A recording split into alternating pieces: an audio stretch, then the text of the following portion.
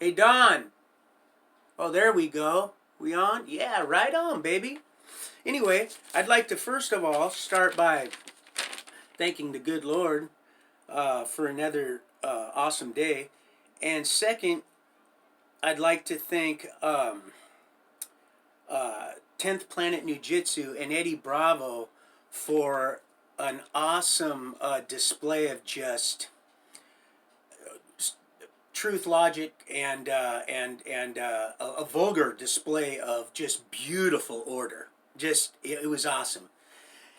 The reason I haven't shared that video yet is because I love my future wife, and I didn't want her to maybe misconstrue that I was promoting the fact that these young, beautiful lionesses uh, of the pride of Eddie Bravo, uh, pun intended, were something that I was maybe insinuating that I was interested in, other than just the fact that I would absolutely feel comfortable with leaving my wife, daughter, there at that 10th Planet New Jitsu with Eddie Bravo, no problem.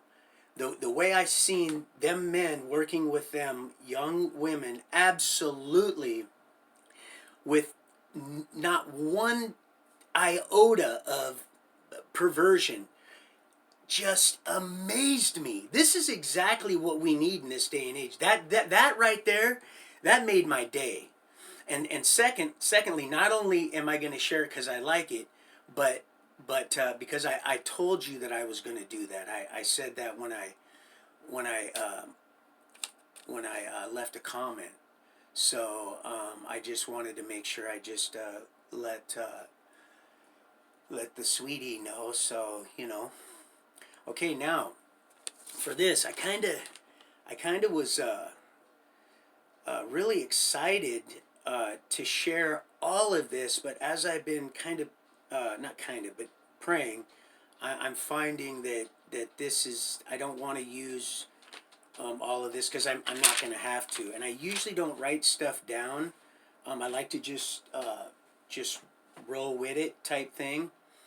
Pun intended, wit out. And but I really felt impressed to write this down because otherwise I don't know if I would have enough restraint to tactfully say it in a way that isn't gonna come off rude or just slanderous. So as far as Little Orphan Annie type thing, I didn't like what I thought I was seeing, because when you're using our Heavenly Father's name and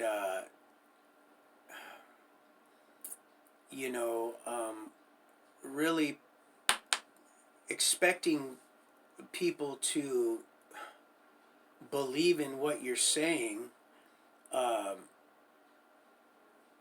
and then to turn around and mock those that are too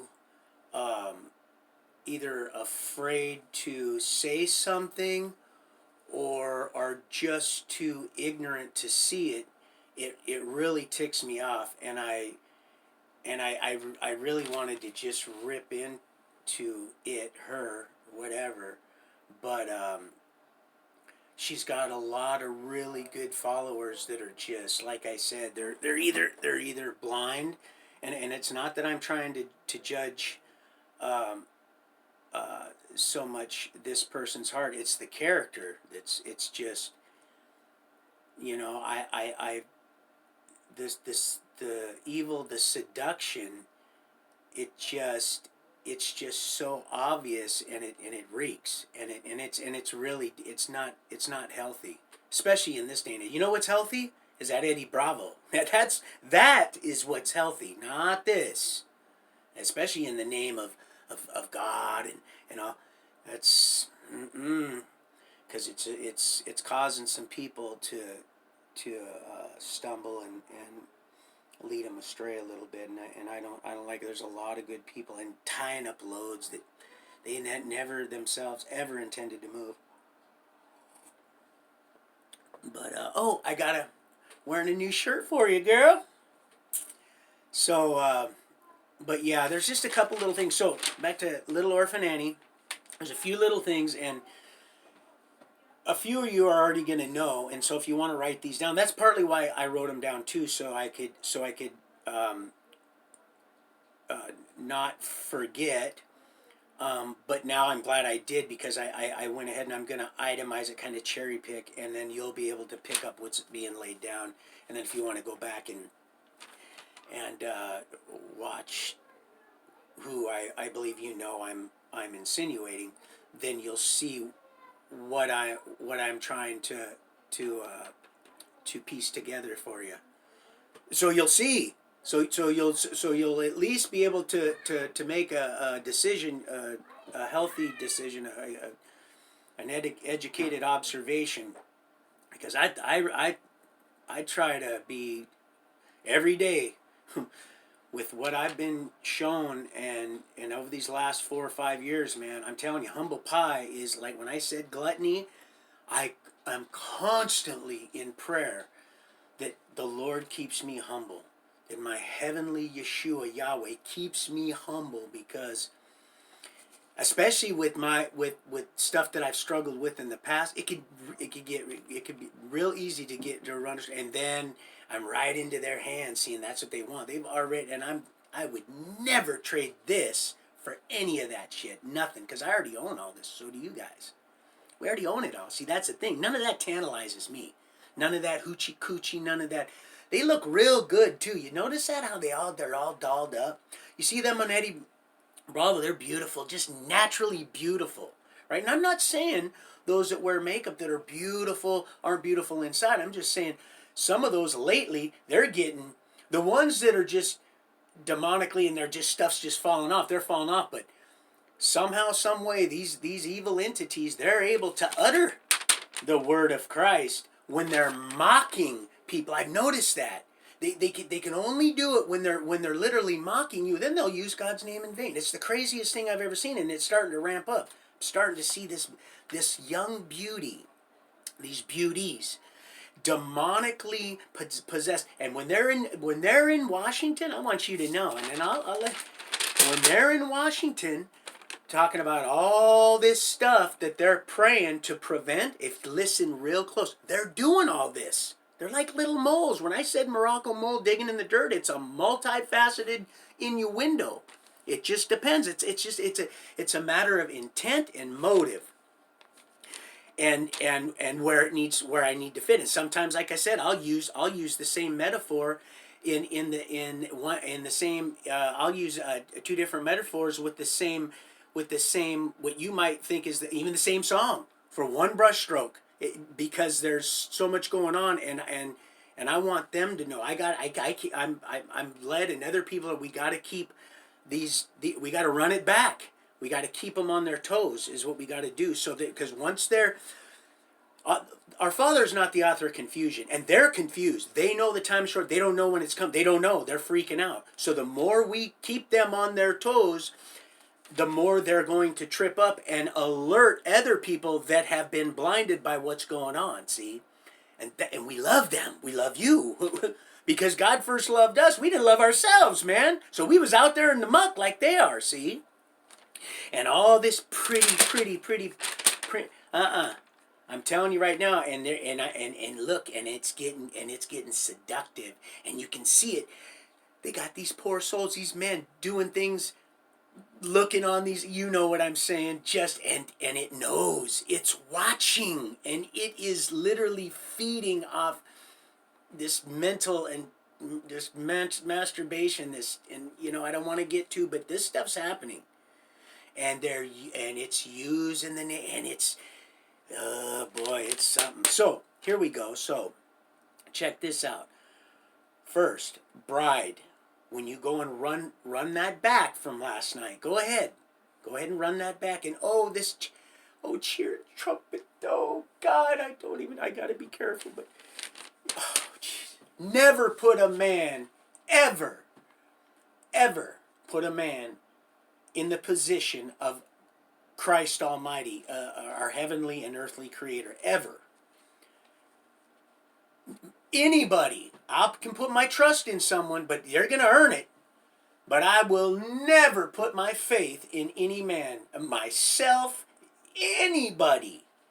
I don't care how good of a friend he is, because he's not infallible. And that fool doesn't have what it takes, neither do I, to not maybe hurt your feelings someday, or do something that offends you. You see, so don't ever do that. And when that starts happening, that's a red flag. So bride, y'all, loves to mock. Now it's a y'all. Okay, y'all. Okay. Let's see. Hair horns. Watch. Subtle, but watch. Hair horns. Cow sound. Cow sound effects. Muffler. All right. Cat chokes. Jesus jokes. Ties up load. Well, I already told you that one. See, okay, never let your left hand know what your right hand's doing. And the reason why, it's a metaphor. That's like when I gave that Laotian, that angel, that soup in county, before I got, Shanghai noon. Praise the Lord. It was all for us, for him. Never let your left hand know what your right hand's doing, so that he gets the glory. Or I could have sat there, hey man, did you get that? Yeah, that was me, man. Yeah, Come on, man. What's that all about? Right?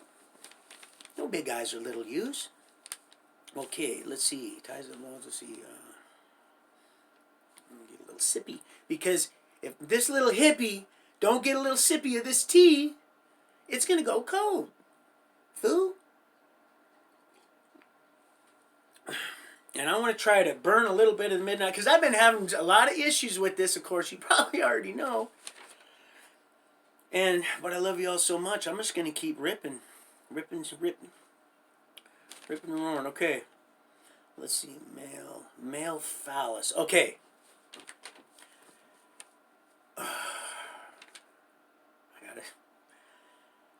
Tactful. It's so hard to be tactful when you're just so used to just, you're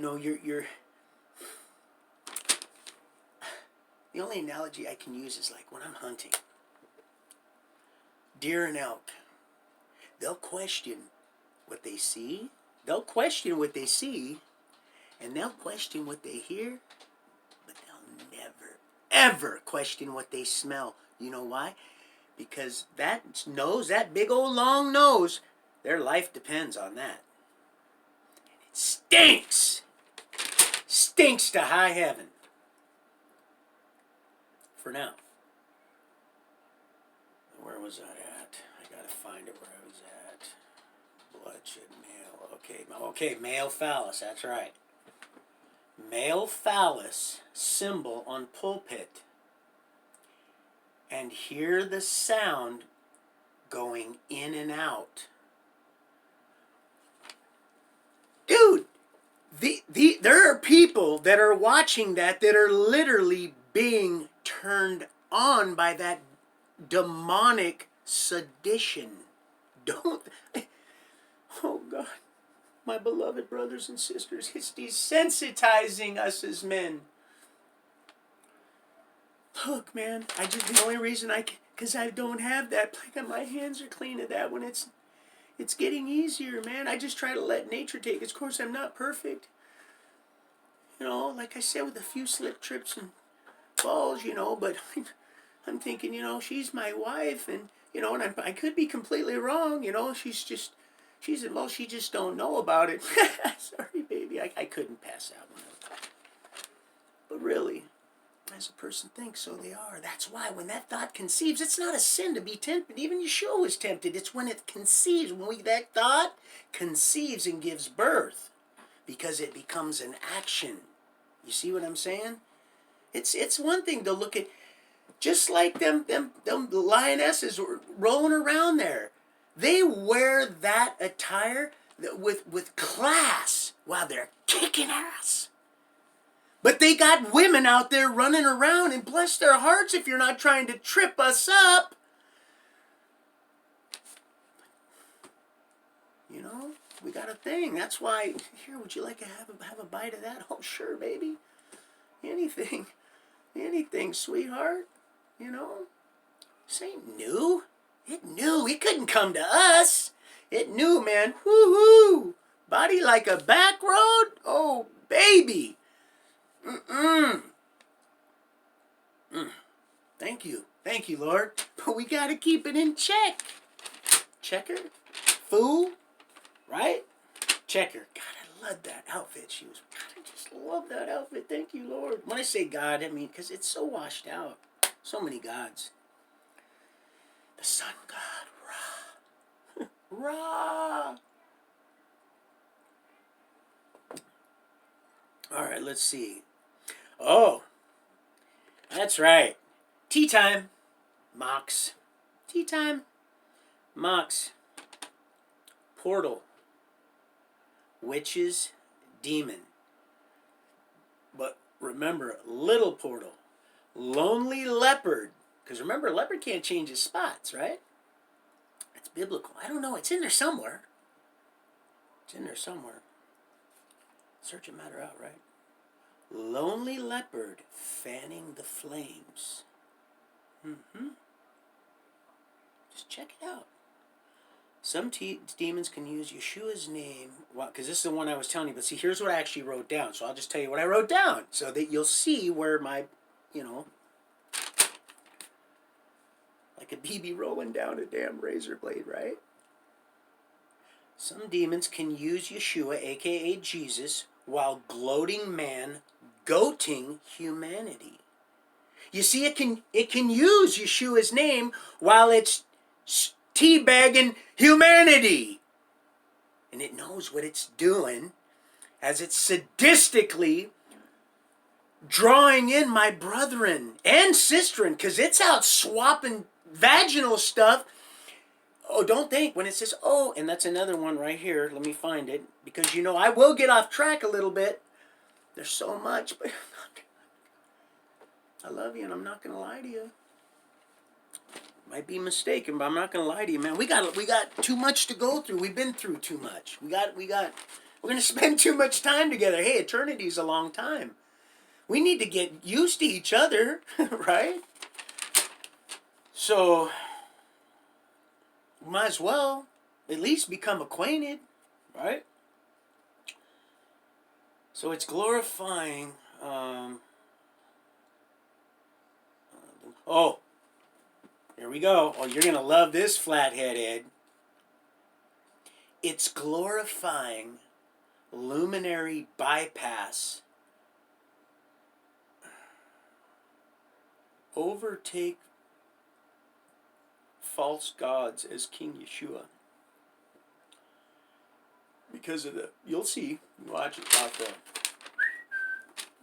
that lunar consummation. That's really all it is. Look at the sun does it with the moon. You can't make that up.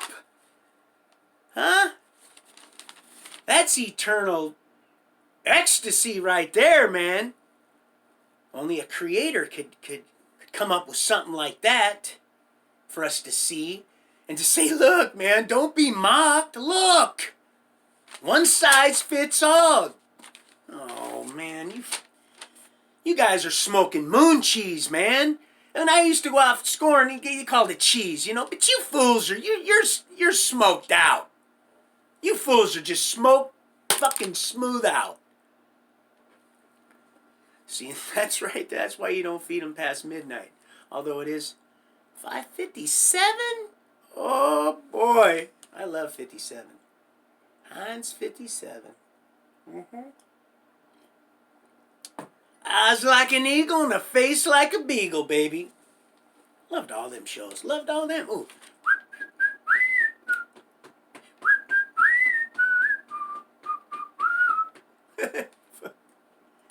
So, all right, guys, check this one out, right? So, let's see. NASA. I didn't even say that. Phobia. Which is that craft? Let's see. Which is it? Oh yeah, all the things they're talking about praying for. If you listen, they're doing it. These poor children. Traffic. You know what they do with trafficked children? Do you know what they do? Do you know what they do with trafficked children? So I'm not even going to go through. I started writing down all that. Lord said, "Son, you don't know. They've got to. They know. They've been around this. They're the ones that can see, right? They know it can get bad, man. And she's mocking all of us. They're our children. They're all our children. All of them. Every damn one of them. A little portal. Crystal clear. Now I know that's kind of a neutral, kind of a generic term. I get it. But consider the timing. Remember, baby, timing.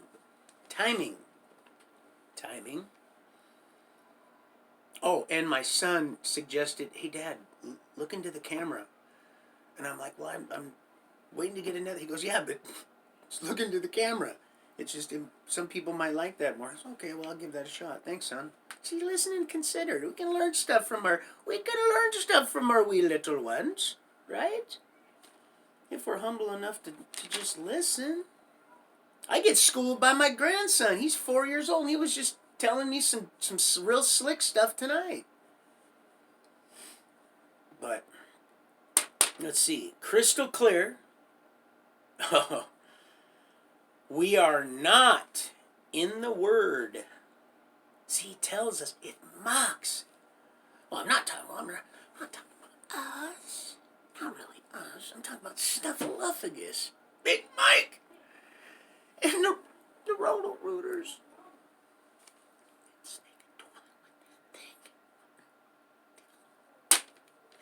It's not even that it's packing. It's lying. And why? Won't you lie? Won't you lie to all those nice people? Aren't you proud of what you're becoming? You. Oh, sweet talker Betty Crocker, but they know. Oh, and you. I knew it stunk already, and I wouldn't have seen it clear enough, except through the reflections of another prophetess. But even she got scared of what she was seeing, but isn't even admitting it as far as I know, but it's not my call. And when I seen that, boy, it was just like, it was like Time and TikTok and Pink Floyd, man. It just went right through the prism. I seen it. It went right through. I seen it. I went, oh my goodness, I knew it. I just didn't know what. See, that's the beautiful thing about living by faith. You never know. Run, Forrest, because you never know what you're going to get. You don't know. That's the beautiful thing about being alive and living. Okay, so back to the story. Back to my introduction and story. So let's see. I spoke about my father before he died, and then did I mention, because like I said, I may have to brush over some stuff, because there was, like I said the other day, I made a couple videos that said that they were running a live stream, and it was a grand total of 2 just practice hours. I don't call it a waste, because look, it's only a waste if you don't learn anything, and it's only too late if you give up, right? So we fight. Oh God, Eddie Bravo, man, look at that. Seems like you know what you're getting with old Eddie. You know what I mean? That's really refreshing to see what he's doing in the community around there in California. When I get the means, I'm going to support him if he'd like that. And I probably won't even tell him, see, there's that left hand. Didn't even realize what I was doing. But see, that's how that carnal flesh works. That's why you never put your faith in people. But you can trust that I'm going to. Because I said I was. And what good is a fool if he, he's only as good as his word, right? Can't live on bread alone, so. And remember that word. So, then Roy Donalds Jr., when I said that one day, I says, hey, Uncle Donnie. And I'm not your uncle. I'm your. Of course, he was drinking. I don't believe he would have said that. I found out later that he was. Let's say he was being bribed, if you know what I mean. But so I really didn't do much thinking about that. I remember just swing, kind of like when you put the old flint from the lighters. Remember that, Ed? When you used to twist around and light them, and then it just. It was like, well,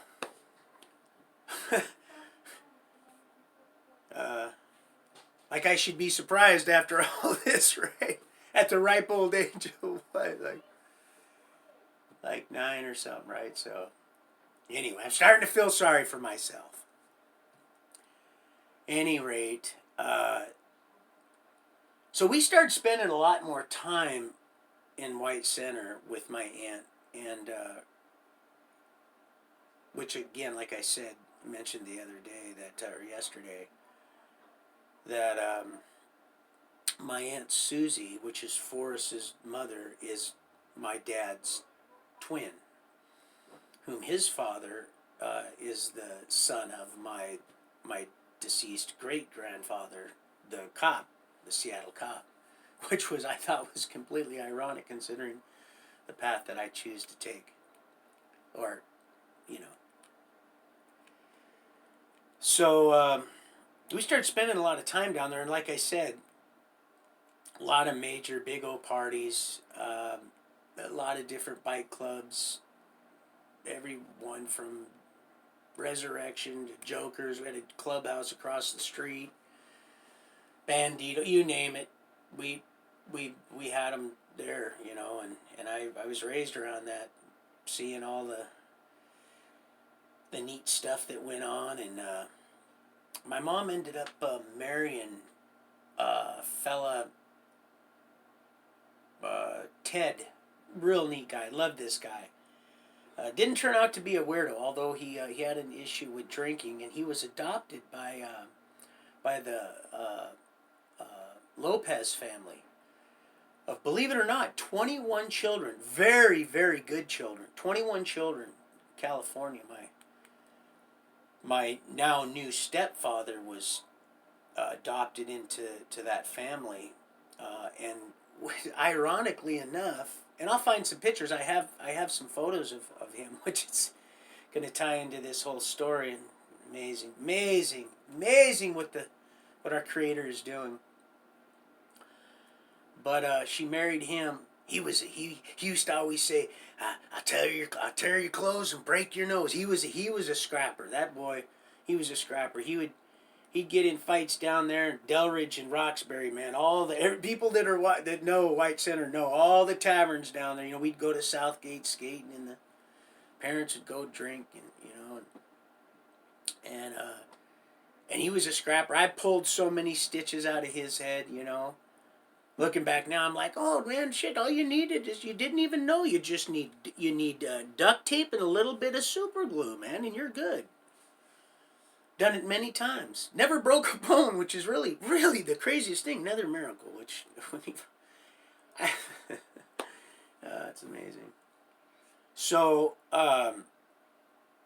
yeah, old Scrapper Ted and all these wild parties, and the Lopez family would come up, and Grandma and Grandpa Lopez lived in West Seattle, and they were older, and Philip, he was the youngest. He was cool as could be. He was only like 19, and they were much older.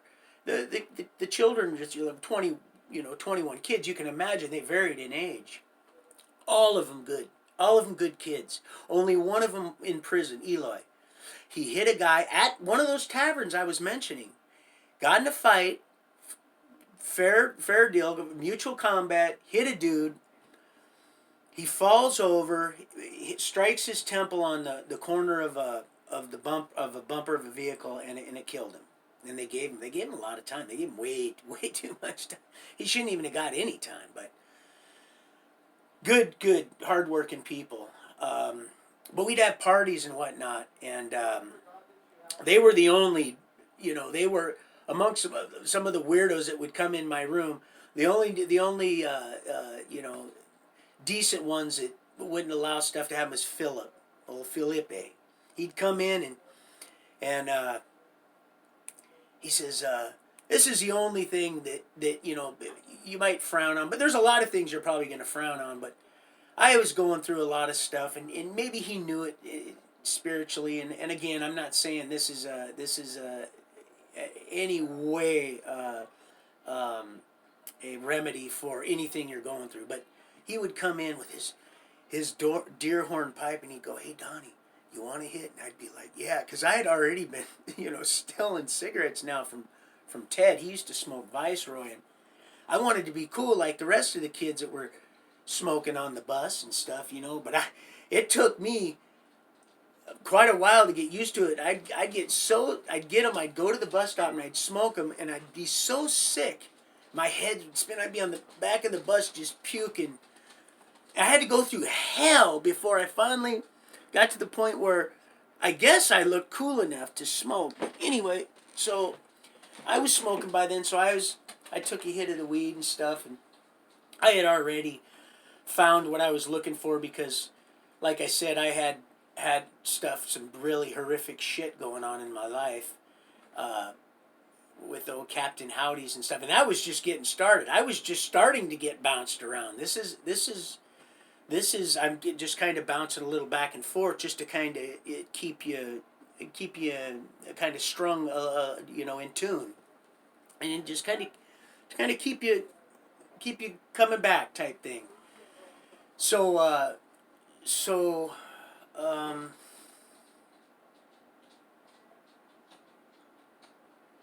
yeah, so I was smoking, and I that's right. Thank you, Lord. So I also found a lot of pleasure and relief in. I would walk through the parties that they would have in White Center. This happened there first, and then I would also regularly when they had parties in my Des Moines house, because we would stay there and do in White Center while they would party, and then when my mom had to go back to Boeing, because like I said, my dad Fred, he got a job at Boeing, and then she went on his coattails, and so she'd boogie, they called it, on the weekends, and we'd go back to school and stuff on the weekdays. But I was already going through the parties and hitting the little Heidelberg stubbies and what was left in there. Nobody was seeing it. It was crazy, man. It's like nobody was seeing this little boy in his Spider-Man onesie zip up with the little plastic. Remember the little plastic little deal? And I'd go and I remember how it made me feel, or actually it was the lack thereof. I just was able to escape, to that land of make believe, like I talked about. I lived there a lot. This is one of the quotes in the book. I actually made that Ralphie on Toy Story. I made him look like a real novice when it come to. Remember when he was feeling sorry for himself, and he pretended like he had lost his eyes. Eating the soap had caused him to lose his eyesight, right?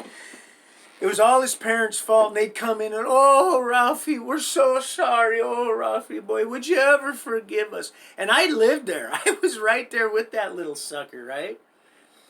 And it was like I wanted him to pay, And I was damaged goods, but I felt so good, or the lack thereof, it was a combination of things when I was necking that alcohol, and I soon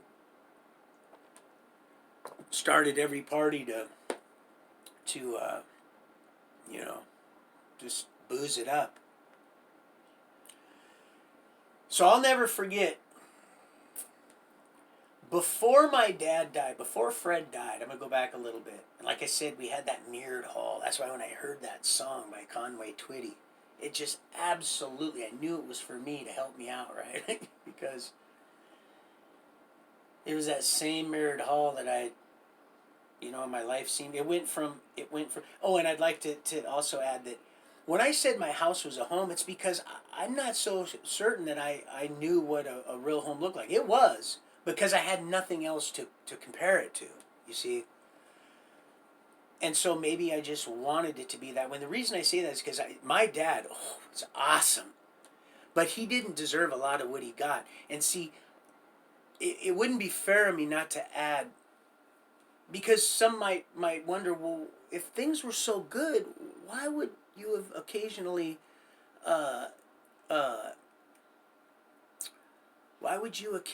it says there's an error, so I hope I'm still streaming. Hey son, check that out for me, will ya?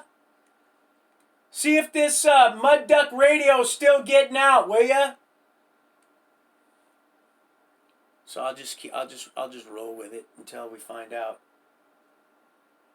Are you with me?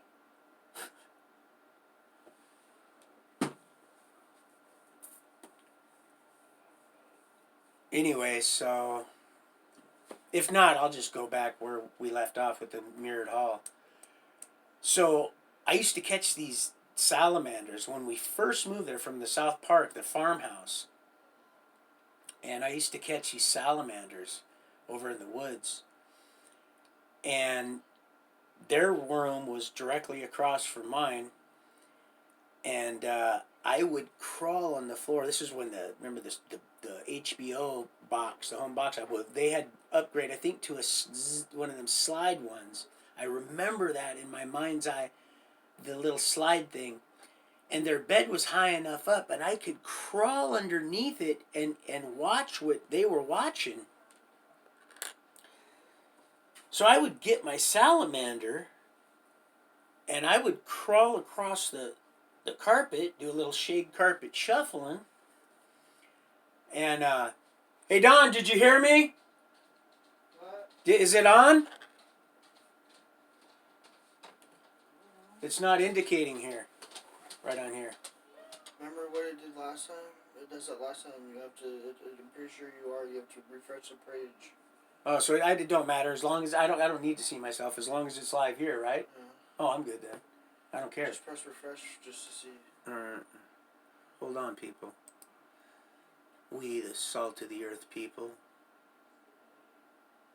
Hold up.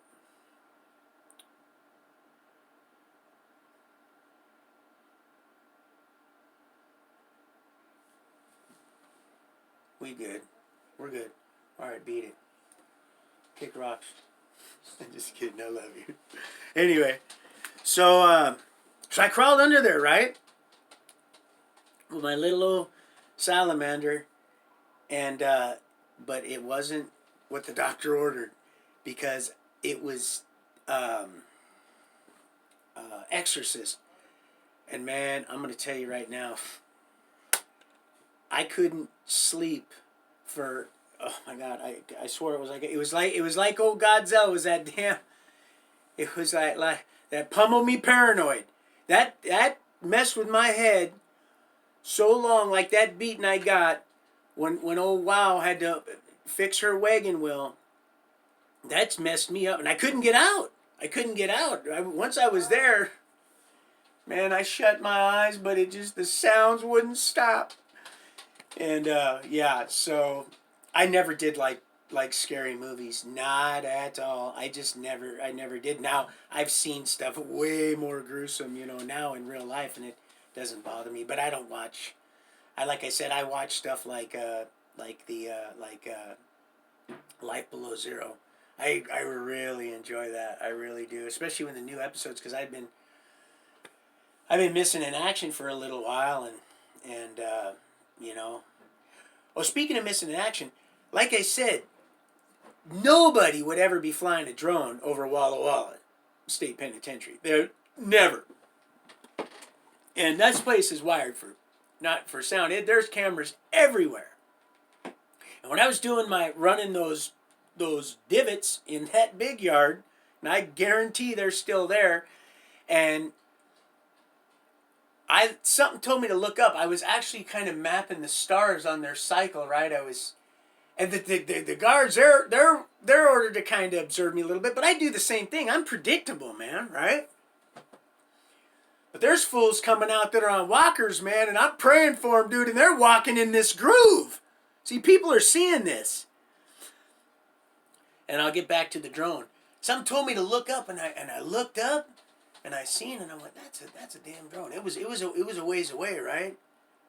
And so I didn't pay attention to it at all. I just went back to what I was doing, and they knew that I seen it, right? I was like, I'm gonna ignore it, like, and see, and they didn't like that. So what they did, they ended up flying right on. When it got late and most everybody went in, I was one of the last ones in because it got real cold, right? And if the game was on or whatever, I was one of the last ones in. And they're like, all right, guard in, right? These suckers would fly, and this thing was as big as my bunk. It was huge. This wasn't no little old something you'd get at your five and dime. It wasn't even like one of my boys' good ones that we and made go woohoo. You see what I'm saying? And 4.5 miles. Oh yeah, you can get some good ones. You go climb a mountain, and then you send one of them up that's been jailbroke, and see what you see. See what you see. When everything is just right. Because you're not supposed to see shit you're seeing. Excuse my language. I'll try to never drop the F-bomb. But when you're around people, that's all they do. It's difficult. Right, Tori? And I love you very much. Millie, I love you even more. You guys are awesome. Gavin, everybody is just great. And I don't want to stop thanking people because... And some people go, well, what about me? And honestly, I'm going to sit and I'm going to spend hours. I guarantee it's going to be, because I don't like to make promises, but I will guarantee and assure any of you that stick it out with me. Life is just beginning. So, earning your trust. So I didn't like scary movies. Although I just had, like I said, me and my buddies down our little sledding hill, we seen some crazy stuff. So, yeah, that drone thing was just, it was nuts. So back to now, let me bring up just a little bit on Bonnie, my first love that the Lord showed me as I'm gazing through a window and contemplating, my demise. I just wanted the pain to stop, and he told me, son, this is going to be your girlfriend. Do you know the chances of going to that group home were so astronomical? Matter of fact, I didn't even go to it right off the bat. Like I said, I went to Jesse Dysland's, and that's when old John DeBuy. And see, I'm going to use certain names and say certain things, like a Don Chito, one of my roommates, one of my beloved Mexican brothers that got a lovely deal on some time. There's certain things I won't share that he can, because I don't want him to wake up tomorrow with saying, here's some new charges type thing. But there's certain things I will share of his testimony that I know that's going to be pertinent. You see what I'm saying? So that's so there's some names I'm not in, and it might even, I might just go BM. So you're going to have to follow it just because I'm led to. It's not no secret squirrel stuff like that. That's not what it is. It has nothing to do with that. Like I said, I don't try to reach and look into stuff and read into stuff too much. I was asked this morning, and I know I was on my knees. The Lord said, I want you to watch that video.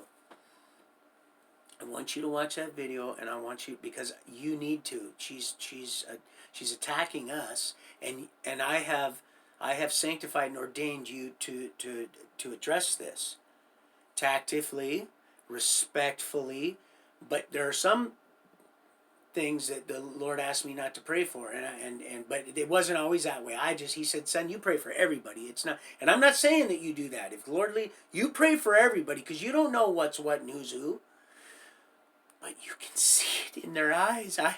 I'm able to see it, and the Lord says, son, don't even waste your breath. And you're going to know that when they pray for sins that they're committing, we're not talking, You don't pray for sins that you're not committing unless you're committing them. That's another thing. Listen when you go to that deal that I just laid a little foundation for, right? Did you see the mocking? Huh? Old BM. Whew. Just flip it up. Flip it up. Flip the script. Turn that frown upside down. Clown. Turn it upside down. So, just the sedition and all the nice people that I know their hearts are in the right spot. For the love of truth, man. I got a buffer again. These fools. Don't you know? Don't you know? So, that's what it is. I'm more concerned about. It's not even that I don't care. I don't care what you say about me. I don't care. It doesn't bother me. But I want them to be aware that that's what you're doing. They can make a decision themselves. Go, well, that does seem a... Remember? Die Hard? That's a little slim. Yeah, a little slim. That right there is going to get you invited to Christmas dinner. Right? Real slim. Real thin. Real thin. Right there. So, when they're... Oh, and forgiveness for... And that's what they're doing to them poor children. You can pray that people's eyes are opened up to the wickedness, but you don't ask for forgiveness for something you're not doing, fool. Unless that's what you're doing.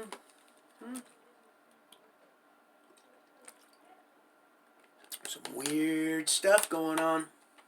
I've been seeing it for almost 52 years now. I didn't know what it was. Like I said, I've always wanted to change. I didn't like what I was becoming. I just didn't know how, right?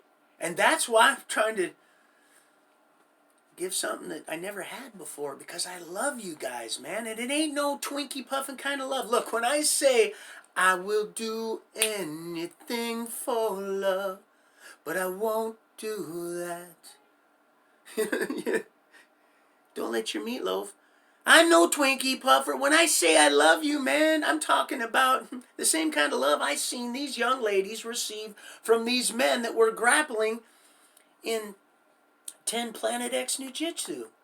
Huh? It was just so symphonic, man. It was like I was watching a play at just this awesome-ass concert. Did you see that? So disciplined, man. Their minds, look how sharp their minds are and how good in shape they are. And I'm not saying, oh, baby, just go run out. That's not what I'm saying. I'm just saying, look, there's an opportunity for those. Did you see the one? And did you hear the word blessing? A lot of blessings, huh? A lot of blessings coming out of their mouths. And you know what? And you see it shining in their lives. That's what you see it. Did you see the one? It just wasn't enough for me. And I said, sister, I know that feeling. I'm adrenaline junkie too. I just get high off this. I get high off telling you the truth. I get high off kicking Satan's ass. So let's go do it together, shall we? Pun intended. Let's go kick Satan's ass together. Huh? We're all in this together. Brother. Right? We're all in this together. Look at their eyes. Look at them. There ain't nothing back there. Or they'll have certain like little cameras on there, so there's a little twinkle. Twinkle, twinkle, little star. Intercranial battle star for the battles for the stars. Fucking, what's in between these flaps? You guys are, oh man. Wake up. She's causing you to spank Frank. It's feeding that shithole.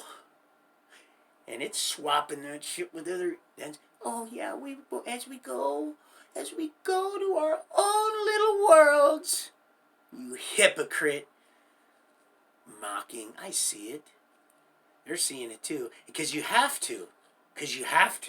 You see, the Lord says, no, I've risen people like you for a time such as this, so that you can just poke at them. You're that fire. And counting. It's not just me. It's all of us now. It's anybody within earshot. And anybody that remembers everything that I'm saying, all the ones, oh my gosh, he's right. Everything he's saying so far, he's right. And you can check it all out. Fact check it all. Fact check everything. Whatever you want, you can't make this up. It just keeps getting better and better and all the intersect. Oh, and that's the other thing. Look at all this stuff I wrote. Look. And that's the other thing I just remembered. That's the Lord. Huh? You'll hear talk about the just now it slipped my mind, to be honest with you. It'll come back when I'm ready. It's just that's what irritates me. Not that we won. It's not that. Ugh. And then it makes you wonder, well, why would you cheerlead so hard for this? It'd be different if you didn't know. If you didn't know, hey man, even if it were possible, even the elect will be deceived. Don't beat yourself up. We all been in that boat. We all been there. Huh? The days on our skateboard, Eddie. Huh?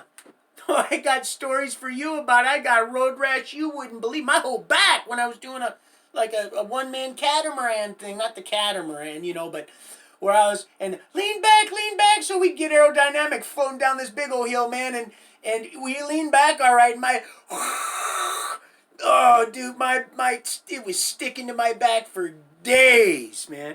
Donnie, you need to go to the hospital. I said, man, I don't go. I have phobia for a reason. Let me say that's man, I've been going 60 miles an hour and bam! Right into a snowmobile in Salmon Lasac. Underneath, the snowmobile went right underneath the 4x4 that happened. The guy happened to be poaching. I bounced off the deal. I died. My brother Forrest and my buddy come around the corner. I was on a TNT. I think it was a 350. It was called a Scooby, but it wasn't slow. That thing was smoking Joe Frazier. He wasn't even supposed to be on that road. And I hit that guy. He had to jack his truck up and pull that out of it. And he got out of there. Oh, I'm gonna go get help. He didn't go get help. I had to lay there on the back of that deal. They put a rope through one of the how they have on the blade, they have the little loop so you can pull it out of a rut. They were pulling me back on it, and the motor was clunk clunk. It was wasted. Oh, I've been there, bro.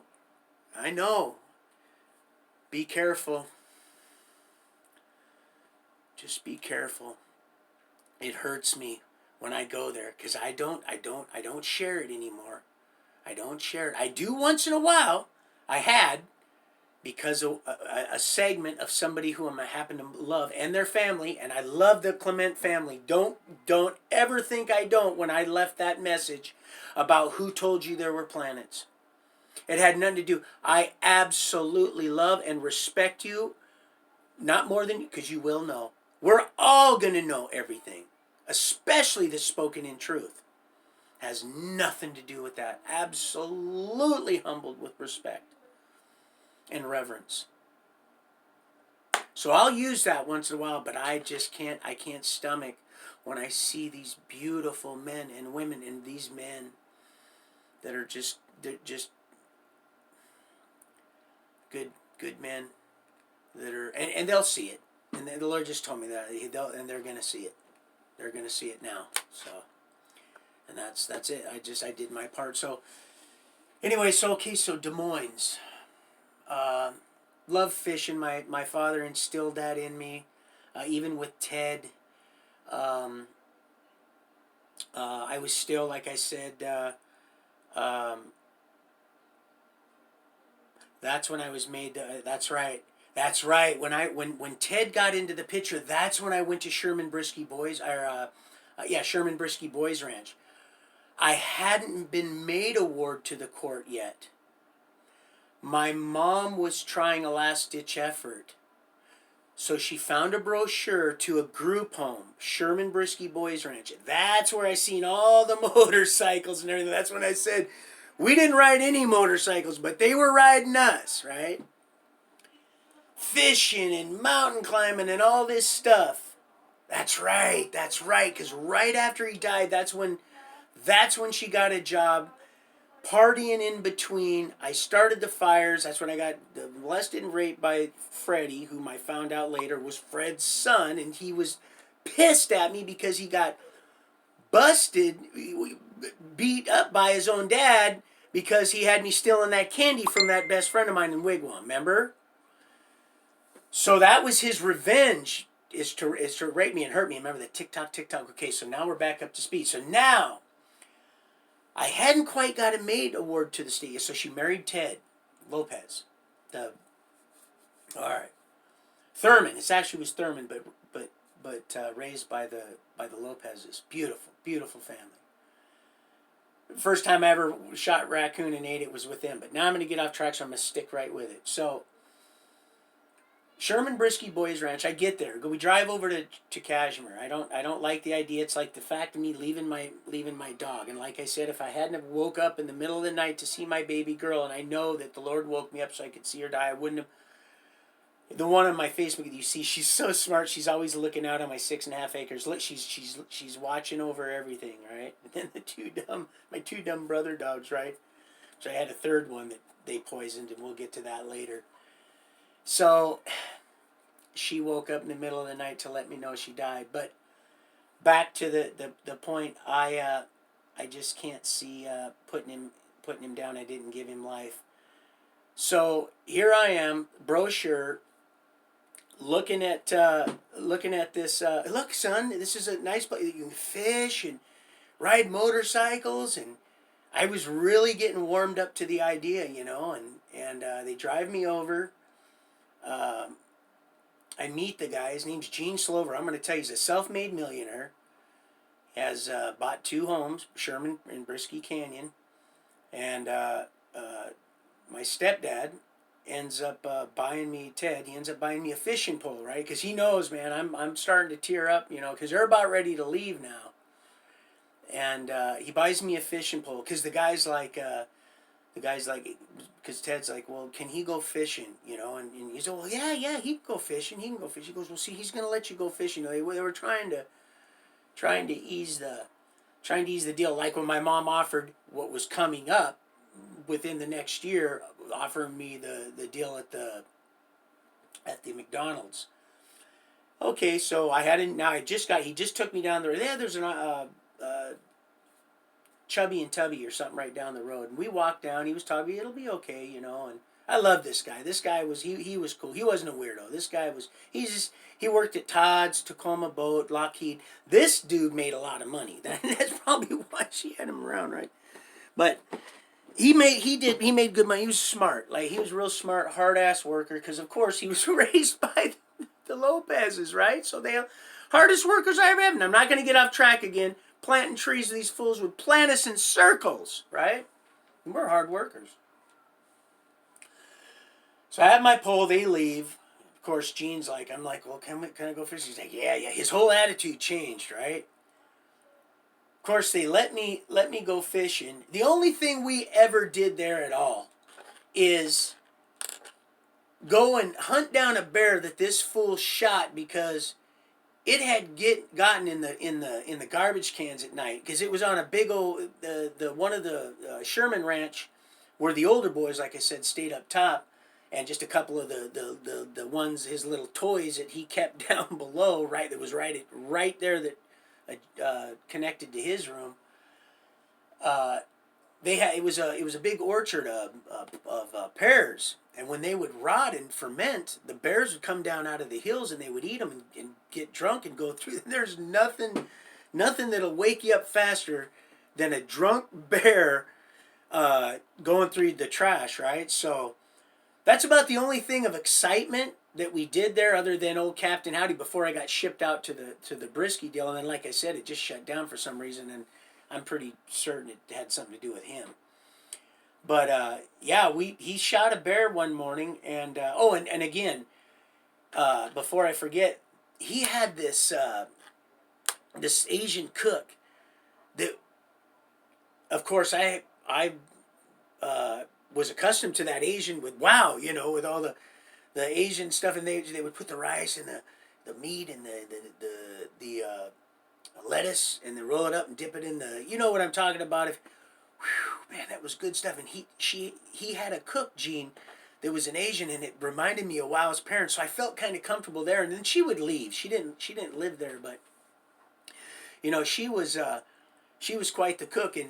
And one morning after breakfast and stuff, he'd come back in with blood on his hands, and said I ended up getting that bear, and we were all excited. So we head up the canyon, and he had already got the traco. He drove the traco in backwards in there so he could chain it up and lift the bear up, and then drive it out, you know, backwards out of there. And we skinned it up, and I think I kept a claw or a tooth or something. I've lost that, but that Asian woman, man, she made so much stuff out of that bear. I didn't really care too much for it. It was kind of greasy. I'll never shoot unless I have to. I'll never shoot and eat a bear. I just don't feel right about it. It doesn't chew the cud, and it's not, you know, it doesn't. It's not my cup of tea. But so after that, come back home, and that's when the fires and all that, and the soiling of the britches and stuff like that. And then my mom tried to roast my fingers to keep me from starting fires, which was just completely fucking crazy. I apologize for dropping the F-bomb, but considering, you know, yeah, just under her arm, holding my deal, and my aunt holding my fingers open, that'll teach him, you know. And I mean, I guess if that's if that's all you knew to do, right? But that didn't help me up here, you know. And then the suppositories, that screwed me up. Of course, you know, I couldn't blame them. They didn't want me to keep flushing stuff down the toilet, but you know, I got tired of, you know, I just I don't know why I was doing what I was doing. I guess I was just a damaged little unit, you know, peeing the bed, and she just couldn't have it anymore and got rid of me. But yeah, so after the Bonnie union there, I ended up Bonnie ended up going back home. Started dating Bob. Like I said, I ended up trying to heading off with, you know, facing off with him when I knew she went back to him. And I was completely in love with this girl because, like I said, I'm not, and I love you, baby, but that was a whole summer of just and the reason I said it's because I needed that, because they were trying, and the Lord knew they were trying to really really ruin me bad, and and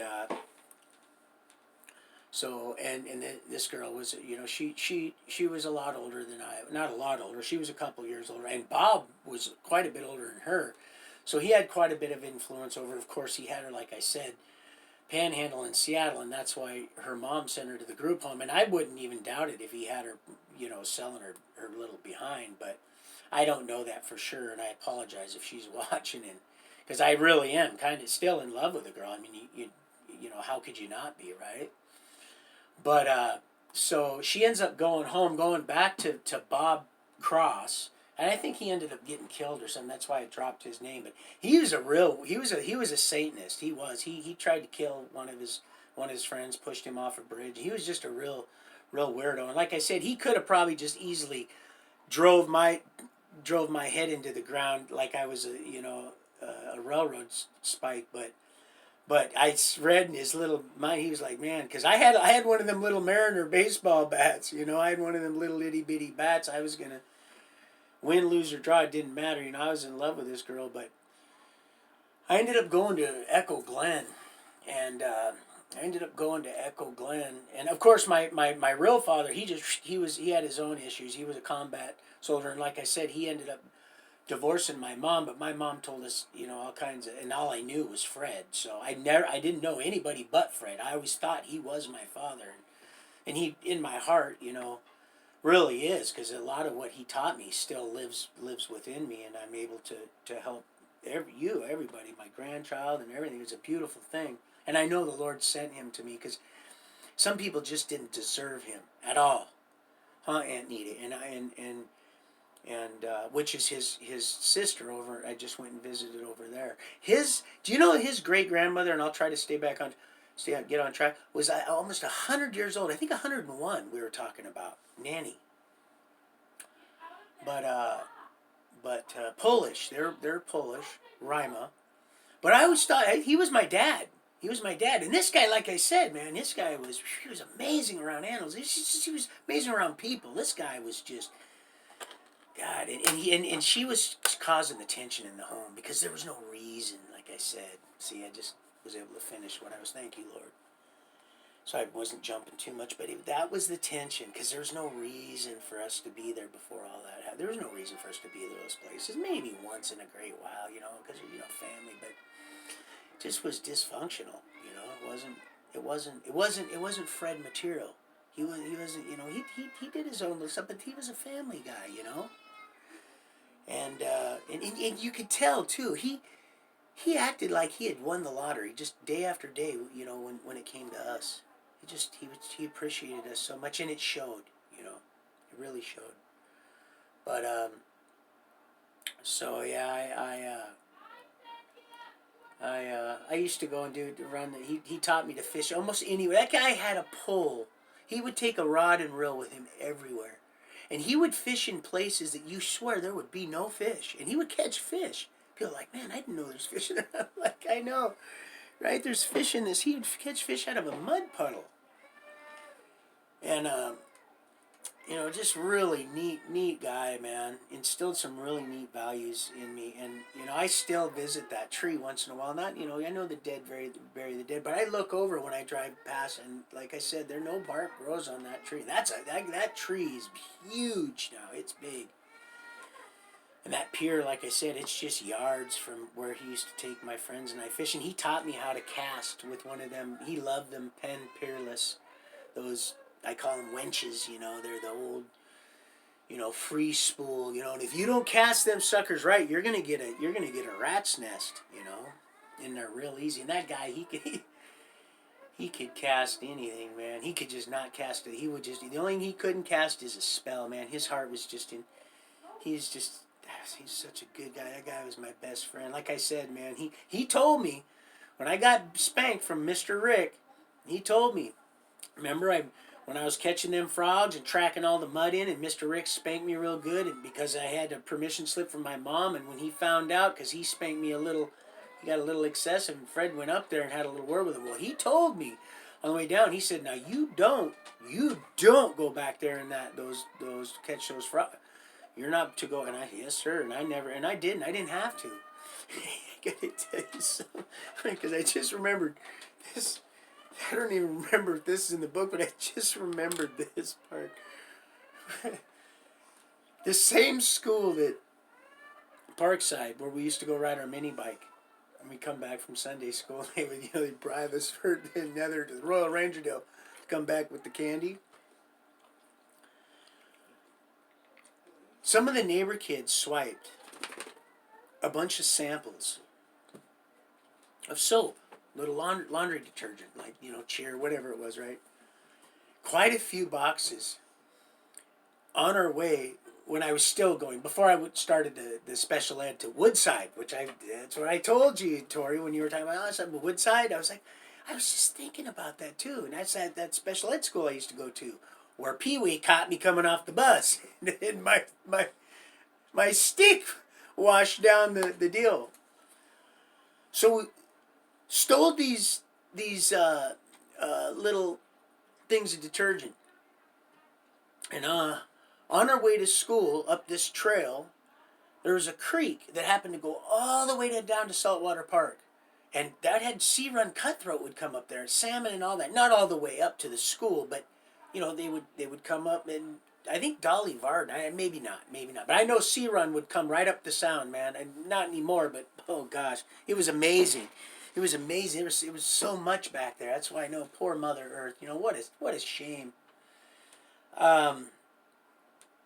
Dumped all that soap in this pipe, which is really the oddest thing. It's like this pipe just came out of the ground. Must have been a spring or something, because it ran.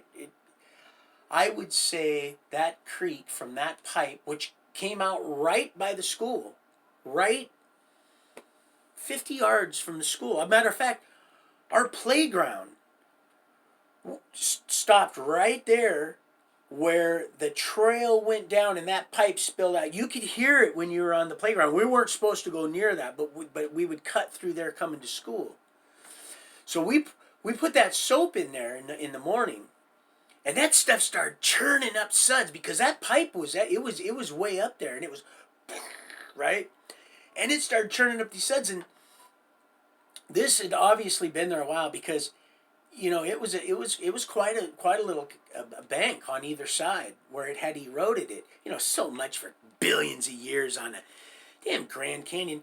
Going and when you was a kid, make a little mud dam and then pull that and see how fast that stuff moves. See what I'm saying? You know what I mean, right? That thing filled up so quick with bubbles in that crevasse that where that creek had been running for probably not very long,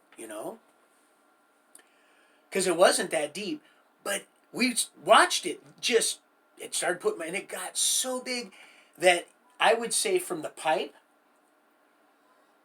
probably 75 yards that that that crevasse started to slowly go like this, and then there was a road that we would come up there. So imagine it just the banks getting the closer we got to the school, the higher the banks. But the closer we got down towards my house, and I dreamt about this not long ago, with a slight twist. You know how sometimes our dreams are, and then it kind of tapers down. So all those suds were building up. So we forgot about school and we started playing and stuff, and then the bell rang and we were all full of suds, and we came in and they said, "No, you go home." Man, we went on our way home there was some weirdo in the trail. Must have caught the buzz, but there was some weirdo with a mask on, and the stinging nettles would get so tall, and the soap was getting in my eyes and stuff, and I was trying to walk through the trail. You guys got to go home. You're going to tell your parents and all this, and go home and change and come back. And this weirdo was in the trail, man, and he almost got me. And I told I said, "Look, there's some guy up there in that trail," and he had a mask on. And just barely missed me with that. And I'll tell you, man, that was just a little tidbit there. I thought I'd add that may or may not even be in the book. I've got Lighting of the Lamps. Like I said, I struggled to write it because I was still for many years struggling while I was writing it from '06 until just since I showed you the Library of Congress. It was a couple of years ago when I had Jonathan Clark edit it. But it took me that long, to peck away at it. I put it on a flash drive, but like I said, it's just all run together. There's no punctuation, and the spelling's not correct. So you kind of have to know, he said it took him a little while. That's why he charged me as much as he did. He said, "I really wouldn't do that." He said, "But man," and I said, "I already know. I know. I went and got a Dragon program even when I was living in Reading, and I'm not going to get too far down that trail. But I bought a nice dual Celeron process, nice back when that was high technology. From what the way he was selling it to me at Toshiba, and had him download a Dragon program because I wanted to just speak it right into there because I had I figured it'd take me maybe a month or so to just just vocally just dictate it onto a Dragon program, and but it wasn't picking up what I needed to. So I got real frustrated on that, and I heard this voice go, "Man, you just need to henpeck it out." And like I said, I had to go back time and time again and go to the top and read it, and then before I went and handed myself over to Rose and her henchman, no longer at the helm, the Lord told me there's a great shaking happening, and it's not just in the. And they used to hang up on me all the time, man. When I was on the phone, I told you they did all kinds of stuff, but I won't get up. We'll get to the finer details. I'll just try to lay the foundation. So, yeah. Reading. Told you about Tammy. Don't ever put off tomorrow what you can do today. A lot of those going to come up. A lot of tragic, just completely, just absolutely uncalled for conduct. Especially when I told her, and I'm trying not to say so much, because I really don't even say in. So, yeah, just don't put off tomorrow. And Anthony and Andrew, if you ever watch these, you know that I love you, and I believe I know that the burdens that you're carrying are not yours, man. You guys are just fine. There's just some sick, twisted people out there, and we're gonna either they're going to go ahead, they're going to expose themselves. That's what's going to end up happening, because that's where we're at right now. Just like with Little Miss Orphan Annie. The people are just, they're showing us nice people what they're all about. That's where we're at right now in history. That's where we're at. It's time to clean up the mire, so to speak. It's time to, your Oscar has you know what I mean? Yeah. So, let's see. So John DeBuy, probation officer, ran to the probation officer. He was a weirdo. Bob and my mom come and pick me up. And why Ted wasn't there, he was probably at work. Because my mom just, she kind of ran the show. I don't know how she did it, man, but she seemed that she had quite a few people brainwashed. But I'm starting to recognize and see that how that works. I'm starting to see it, because for years, when you feel like you need a certain person's approval, it can keep you in a multi thing. Their family. You feel like you need to seek their approval. The blood card. The fact that you were breastfed. That's why it can really puzzle a person, that really loves someone like that, and why they would want to take their life. It just blows me away, right? Or he's going to end up killing himself eventually anyway. So I might as well just take out a life insurance policy out on him. I might as well just cover my bases. Oh, I don't even want to say the word. And San Francisco Giants. You watch the Satan program. Pick up when I'm laying down. Look, they use that kid, and you see how she's smiling. Look in the eyes. They're dolling these up, but really, if you look inside, they're demonic. You see that smiling? I seen what she was watching when she was doing that today. That little moon cheese mania. So, you could join in too. Be part of the. It's just a big circus atmosphere. Just jump on in, and we're going to use this little deal, and you won't believe what they're going to do to that little boy. You won't believe it. Yeah, sick suckers. But you know what? It would ruin me if I didn't know, if I hadn't read the end of the book and seen and tasted, seen it. It was sweet. Then that right there would end it all. But you know what? It's just fueling me up. Free will fuel. That's what it's doing.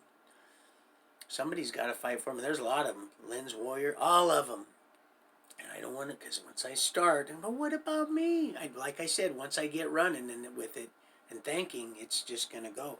And if I forget, then I'll pick up the pieces, and I'll make up for it. I'm not perfect, man. I seek one that is. And, he's good, man. He's been just sharpening me. It's fun. You should have seen.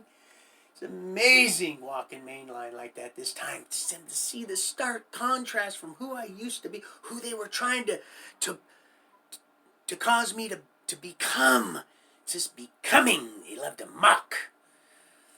Oh, man, they love to mock. Sending me there with my brother. Come on, man. Overriding my custody. Yeah. Nothing to see. Real thin. Real thin. So yeah, I got shut down, got sent home. Was made award to the state. Yeah, let's see what else. And running away a lot on the streets, a lot.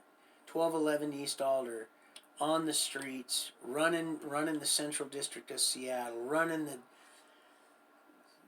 the everywhere, just running around. Uh, going into Godfather's Pizza on the pier. It's probably still down there. And I would get remember when the Godfathers you could get all you could eat, a little plate. You go up and then they had salad bar. I'd go in there. I was just a little kid, man. I'd go in there and get the plate before they cleaned it up. I'd go in because there's always one still there before they come and clean it off, and I'd grab one and then hide it under my coat real quick, and then walk into the bathroom and wash it real good. I was kind of a clean freak. And I always had, like I said, I always had a toothbrush and some toothpaste with me. Because if nothing else, man, I want to make sure that my grill was clean, right? And what you kept me from that ding, that, right? And look, it's a win-win. Plus the good Lord, he's such a blessing to me. I'm so thankful. But let's see, where was I at? So I get out. See, that's what happens when I get off track too much, and I got to try to stay. But there's so much, so I'll just lighten up and just try to pick up where I left off. So let's see, I got out. And one of the core, this, that. That's right, dating Bonnie. That's right, thank you. Dating Bonnie. She goes home, goes back to Bob. I go to Echo Glen. I'm now going. Now I go to. Now I'm starting my juvenile prison prison ministry. Now I'm starting my juvenile. This is the first.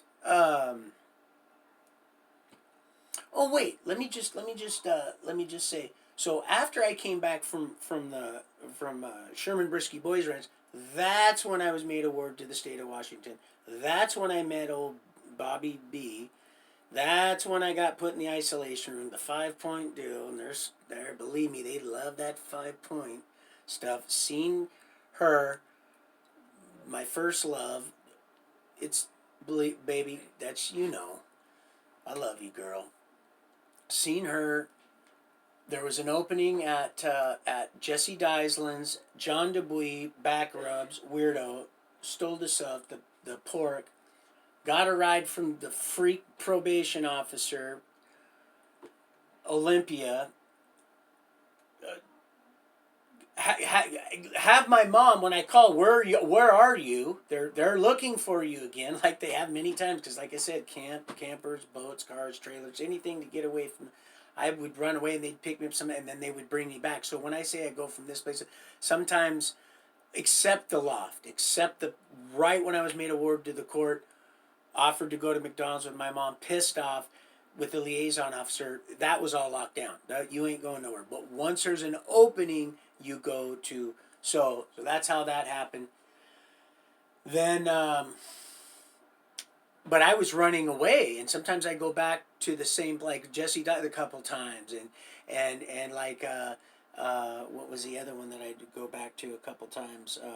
I think Ruth Dykeman. I ended up going back a couple times. I definitely went to juvenile hall when me and John had to give, because he got pissed off. I was smoking and he turned the cigarette and tried to put it out because he was mad that I was dating Bonnie, and so John got him pretty good because he was already had his legs around me and was trying to restrain me to the ground. But so I go to Echo Glen, and she actually comes and visits me. I had a picture of her when I was in Echo Glen. I had a picture of her when I was starting my little juvenile stint,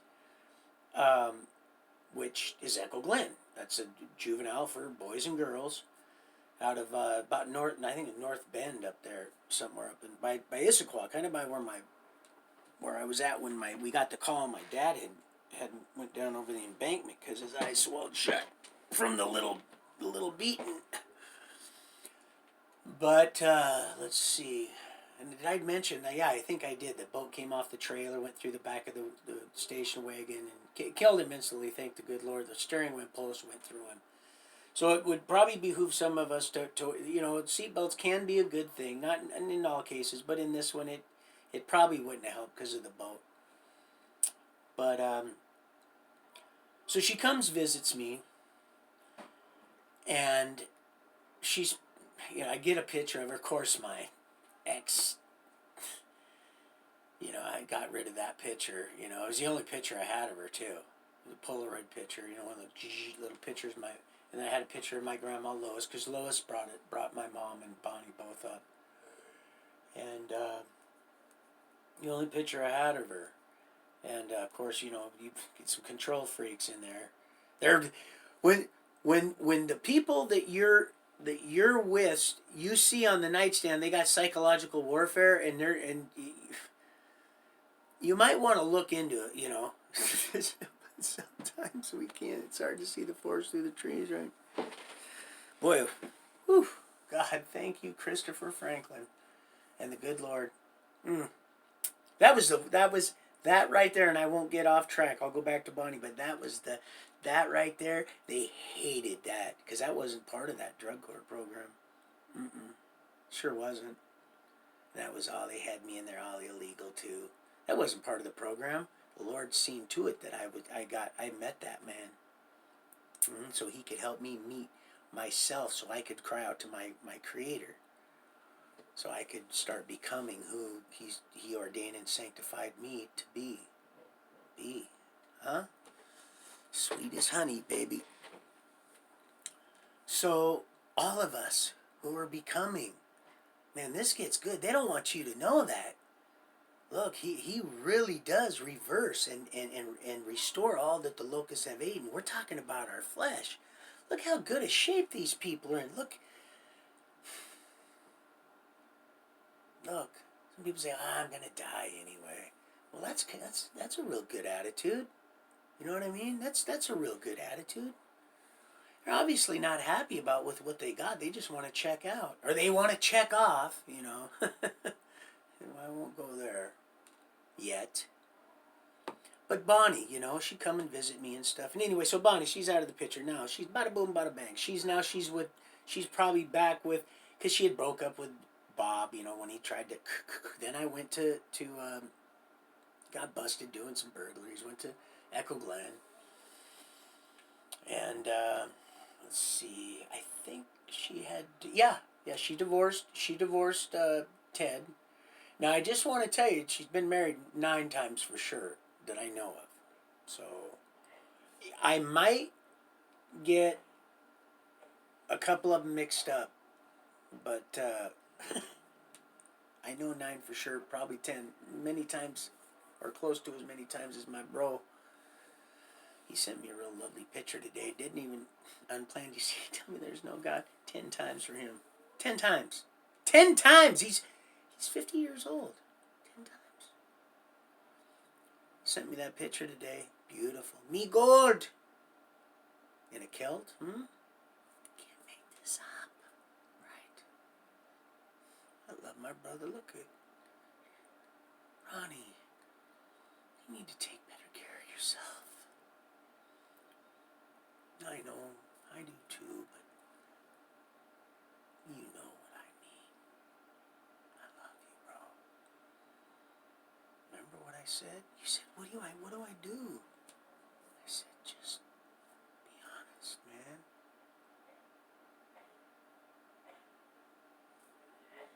We've been through a lot of shit, bro. You and I, man, remember? Remember that freak? And this is all going to tie together, remember? Remember Freddie? And Freddie. It's all going to come together.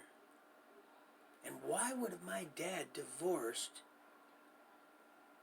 his mom? This is a good man. This kid did this to me. Well, he wasn't raised by Fred. He took that revenge. Well, there was some weird stuff going on too. When there was all those parties going on, Freddie would just show up. With Gary, the one that stuffed my pockets full of the My friend used to let me shake the popcorn machine when I'd go get the dime stamp for my aunt. Broke the guy's heart. Till my dad went and straightened it out and said, no, my son doesn't steal. Like I said, just the apple from Mrs. Jones.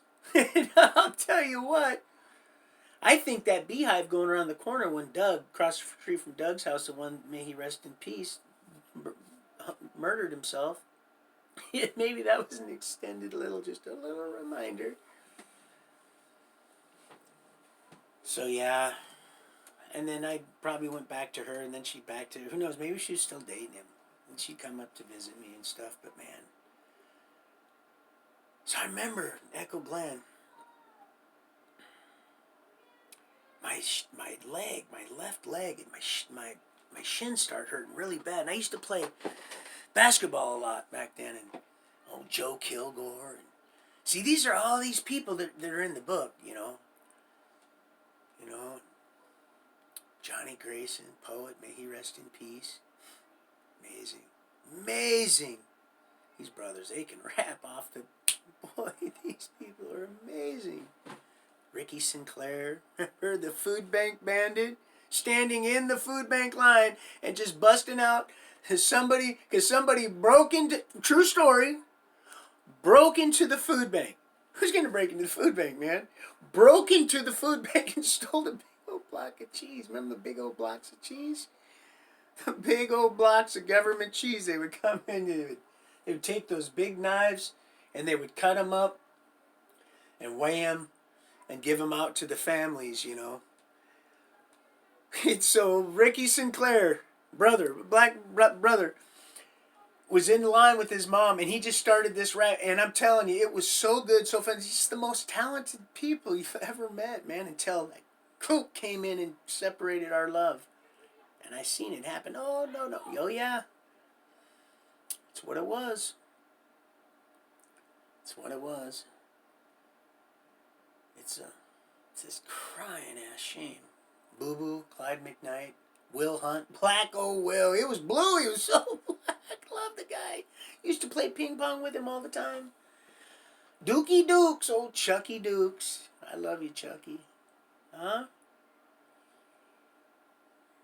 DeMar Danton DeMar. I love you, brother. Trevor Dixon. I love you. And of course, like I said, I knew when I was a young kid, I knew Mike Starr and Matt Jordan and Brock and Lane Staley. And, you know, I really, honestly, I could eke out a good time. And the Lord allowed me to just experience the Queensryche. I don't want to say too much, but I knew personally, I knew the sound man. And the Lord just allowed me an opportunity to battle the bands back then, man. When I was outside of the more easier years, when things kind of cooled down for me. The battle of bands were awesome. They were, like I said, they could virtually take place anywhere. But so, like I said, back to what I was saying. So many people, and the reason I'm going to drop their names is so they'll go, Donnie Steen. You know what? I can do this too, Donnie. You do this. Don't think your testimony is insignificant. Nope. So my shin started hurting, and I had reported it to Skip Butler. It was my counselor, old Skip Butler. And they denied me the infirmary because they thought I was lying to them. The reason they thought that I was lying to them is because I had an incident. And believe me, the truth shall make you free. And freedom, here I come. Hang on, boys. Oh, that old dummy in the Red Lotus ain't got nothing on this one, baby.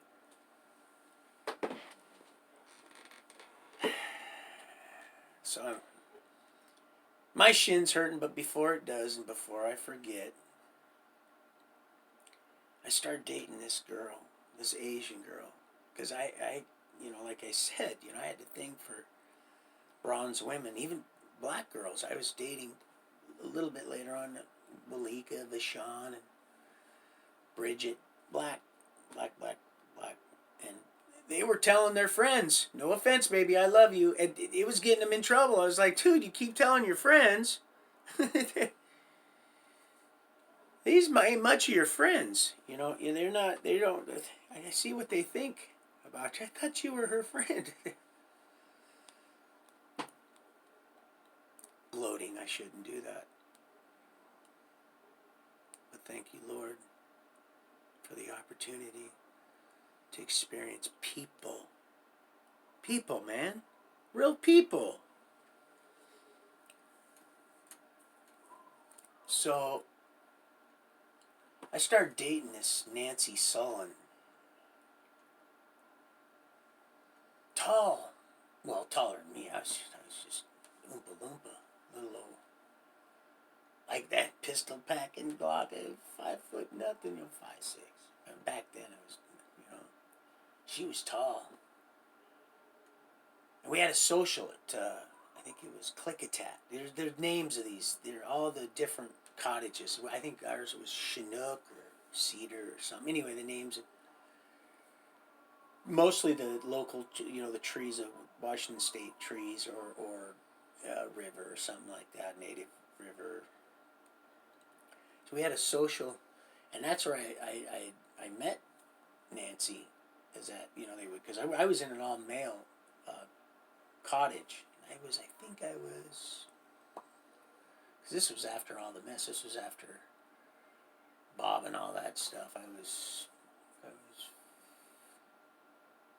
14, 15 years old. Yeah, probably. Yep. So I ended up giving old Nancy a kiss. Of course, Nancy had to bend down to give me a kiss, and you weren't supposed to. This was a co-ed cottage, and they would invite the male cottages to the female cottage. There was two co-ed cottages, and each cottage would have a social, and to get the each cottage out of their normal routine and kind of try to socialize with the females, which was a great idea as far as I was concerned, right? And these cottages, they were beautiful, man. These were probably, let's see, probably 20 people. They one man rooms. The windows, would just like that, wouldn't open up very far. You were definitely locked down, kind of like a slat bars, the real thin sheet metal bars. And we would go to social, so it was our turn to go, and that's where I met Nancy. And you weren't supposed to you could dance and stuff, but there was a time, they wanted you to keep space and, so much time, and they watched that, right? And I wondered, he wasn't acting all funny with anybody else, giving a little smooch before he left, but he looked at me all crazy, like what, like, Donnie, Steen, what are you doing, right? And this girl was pretty tall, long blonde hair, like long dark haired Asian girl, Chinese, I believe, and they would let the co-ed cottage. Our cottage was always locked down, but the co-ed cottage was for the young kids. I'm talking kids that were like 7 and 8 and stuff. Yeah, there were like 7 and 8-year-olds at this little prison camp, this Echo Glen. They were with the girls. That's right. They were the ones they had with the girls, and then that's where we'd go to the socials. But we'd have to go back to our place, of course,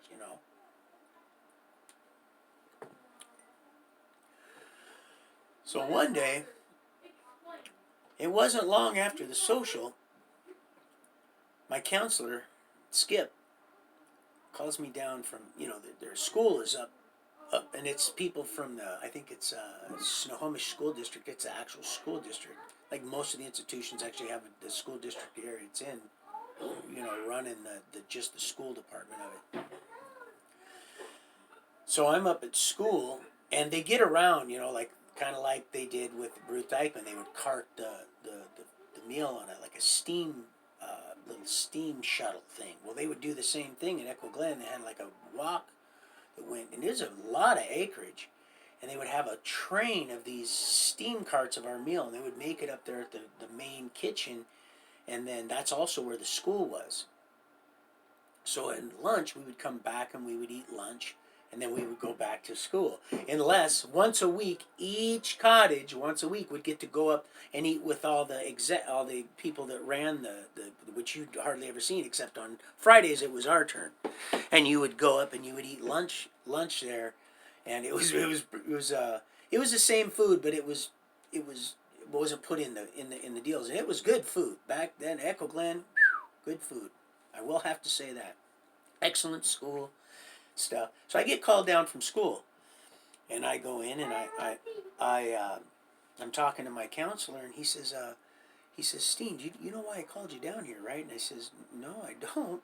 He says, well, it's about Nancy. And I says, yeah, what about her?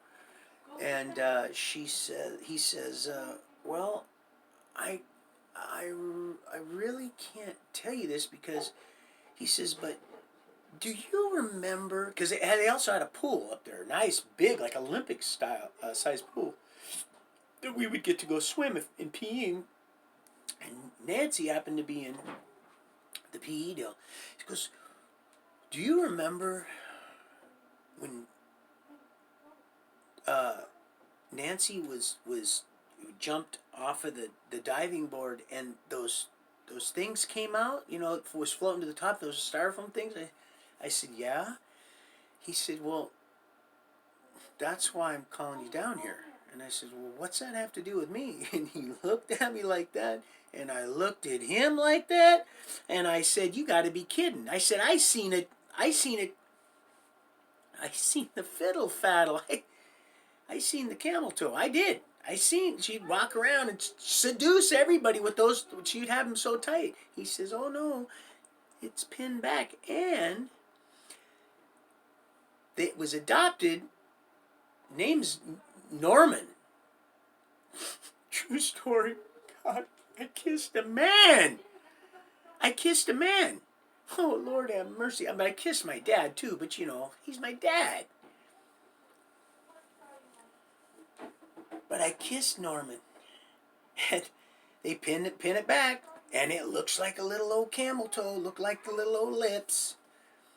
Oh my goodness. I got bamboozled, man. I was so mad. He says, listen, man, you can't see. So my shins started hurting. They wouldn't let me because I was pissed. I was mad. I did some stuff I'm not even going to tell you. I wasn't happy about the whole situation. And so I was a butthead. And so they weren't. Plus, I forgot to tell you about the doctor. I called him Snaggletooth because his teeth came up to a point, and right when I got to Echo Glen, he said, listen, you have to have it. And I said, no, I'm not. You're not putting your finger up my butt. You're not doing that. He goes, well, you have to. If you don't do this, he said, you're going to isolation. I said, well, I'm going to isolation. Then that's where I'm going, right? I stayed in isolation for a little while, and the big security that run around the little Cushmans, that run around that pull those big things they run around. If someone's going off, the bigger kids, they'll go and they'll put them on the back of a Cushman, you know, with the flat deal, like they use in prison. Like they got the goon squad, and they're like the stormtroopers. I'll tell you a couple stories about them, and me and them, whew, boy, they beat me down several times. But I just didn't learn my lesson. I have now. So, my shin's hurting. They're pissed at me because I know this guy's a pedophile. He's Dr. Snaggletooth. He's a pedophile, and he was on the deal too. They just didn't even look into him. He came to Mission Creek when I was at Mission Creek too, and he's a weirdo. This guy's a weirdo. They farm him out to all the institutions, Dr. Snaggletooth. And somebody that's going to watch this, oh, that's the thing. It's for us. They're going to go, I know Snaggletooth. Look, is it out of the unordinary to have him stick his finger in your butt and check for a hernia at the same time? Really thin. About that Christmas dinner, right? Fucking weirdos, man. These people are weirdos. So now I'm down there. He's like, listen, you can't. I'm pissed. They're not wanting to see me, and I finally end up calling my mom, which I've never really called her at all. She'd come up once in a while. I did end up getting a pass, a Christmas pass, and ended up getting to spend some time with Bonnie, and which her dad was a Seattle detective. Oh, he hated me, but yeah, I'm not going to glorify him.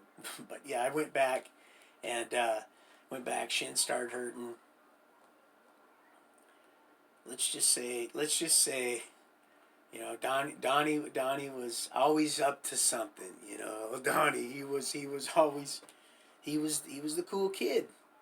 He really was. He was broken inside, but he did a lot of stuff that a lot of them kids, and that looking up to me like that, you know, it meant a lot. It did, even though it was twisted and stuff. And Rich Pocock from Alaska, he come down. He had an original Gibson Firebird. It was absolutely gorgeous, and I can say this now, but he used to brag, "This is out of one of the burglaries that I did, that I'm in here for now. Look."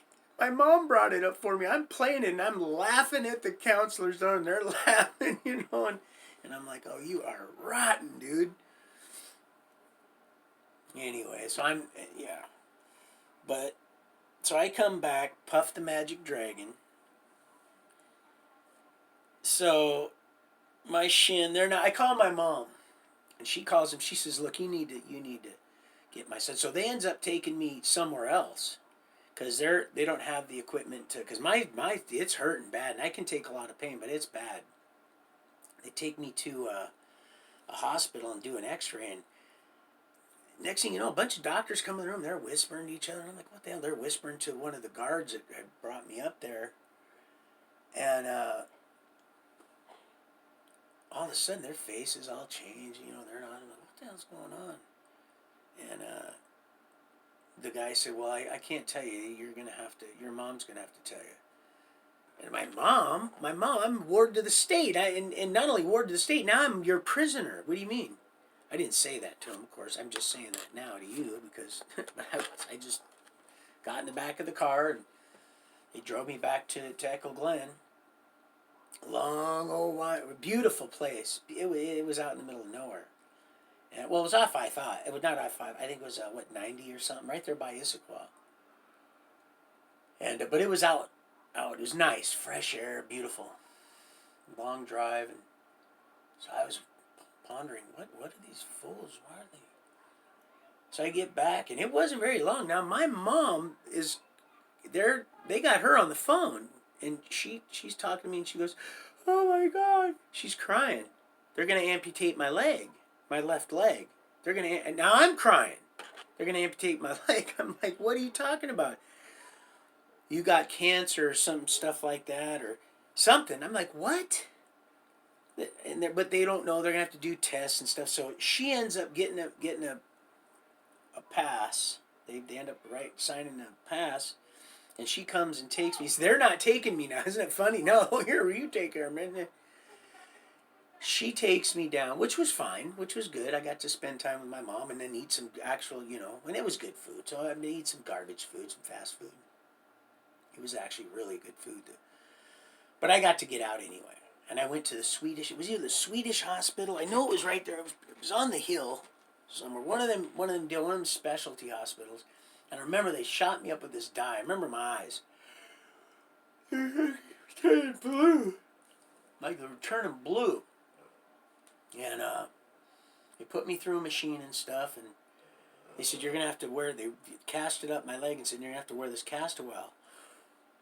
By the time I got back to Echo Glen, now I still had, I had 20, back then they gave you 24 to 28 months. 24, 28, 24 if you're good, 28 if you're not good. That was a little bit of good. So that was the range, you know. And I don't know how many I had. I'm sure I had several just from you know, not knowing math, but knowing, I'm sure it was 21, 28, 21, probably a 30 to 40. You know, that's how the guideline, you know, they always in weeks with the juvenile. So I had a bunch. I know I had at least 6 months left. That I do know. By the time that it was a plaster Paris cast too. By the way, it was no fiberglass. It was plaster. It was plaster. By the time that was dry, and I was on the way back up to, because it didn't take long. It only took about 40 minutes to get back over the floating bridge there over Lake Washington and up past Issaquah and there, the Lake Sammamish where the old Bundy used to run amok. And I got a story for you about. I got a story for you guys, man. Some crazy stuff about the Green River Killer. Oh, some crazy crap, man. But and don't read into that, honey. I'm just saying. I used to. Just let me just tell you the intersecting stuff, the crazy stuff. It's just there. Believe me, there is a creator, and he cares about all of us, and that's why I'm doing this, right, for us. By the time I got back, they had all my stuff packed up, and I was free to go. What? Free to go? You got to be kidding me. They did not want, because they did not want a lawsuit. So I didn't know this. She didn't even know this. They weren't telling us. They didn't tell us anything. Of course, they ain't going to call the hospital. Oh, by the way, when you get here, when I got there, she was going to drop me off. And they told her, no, she needs to wait there. They didn't even tell her why yet. They just had my stuff all packed up.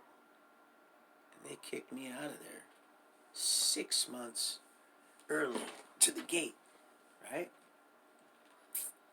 My shield, sword and shield, my native shield. You see? A lot going on in that, baby. Flathead Ed knows. He'll know what that is, probably, right? Oh, medicine. That's goods. That's good eats right there. That's the real deal. That's not a knockoff. That's not for trade there. That's the real deal right there. Praise the good Lord. And I was blessed with that. I was blessed with that. Praise the good Lord. So I was out. I was back to my mom, she started just learning to use me. She ended up getting married again to a guy named Bill. Oh, Billy Bob. He was a weirdo. He was a weird. He was strange. Brew that one. But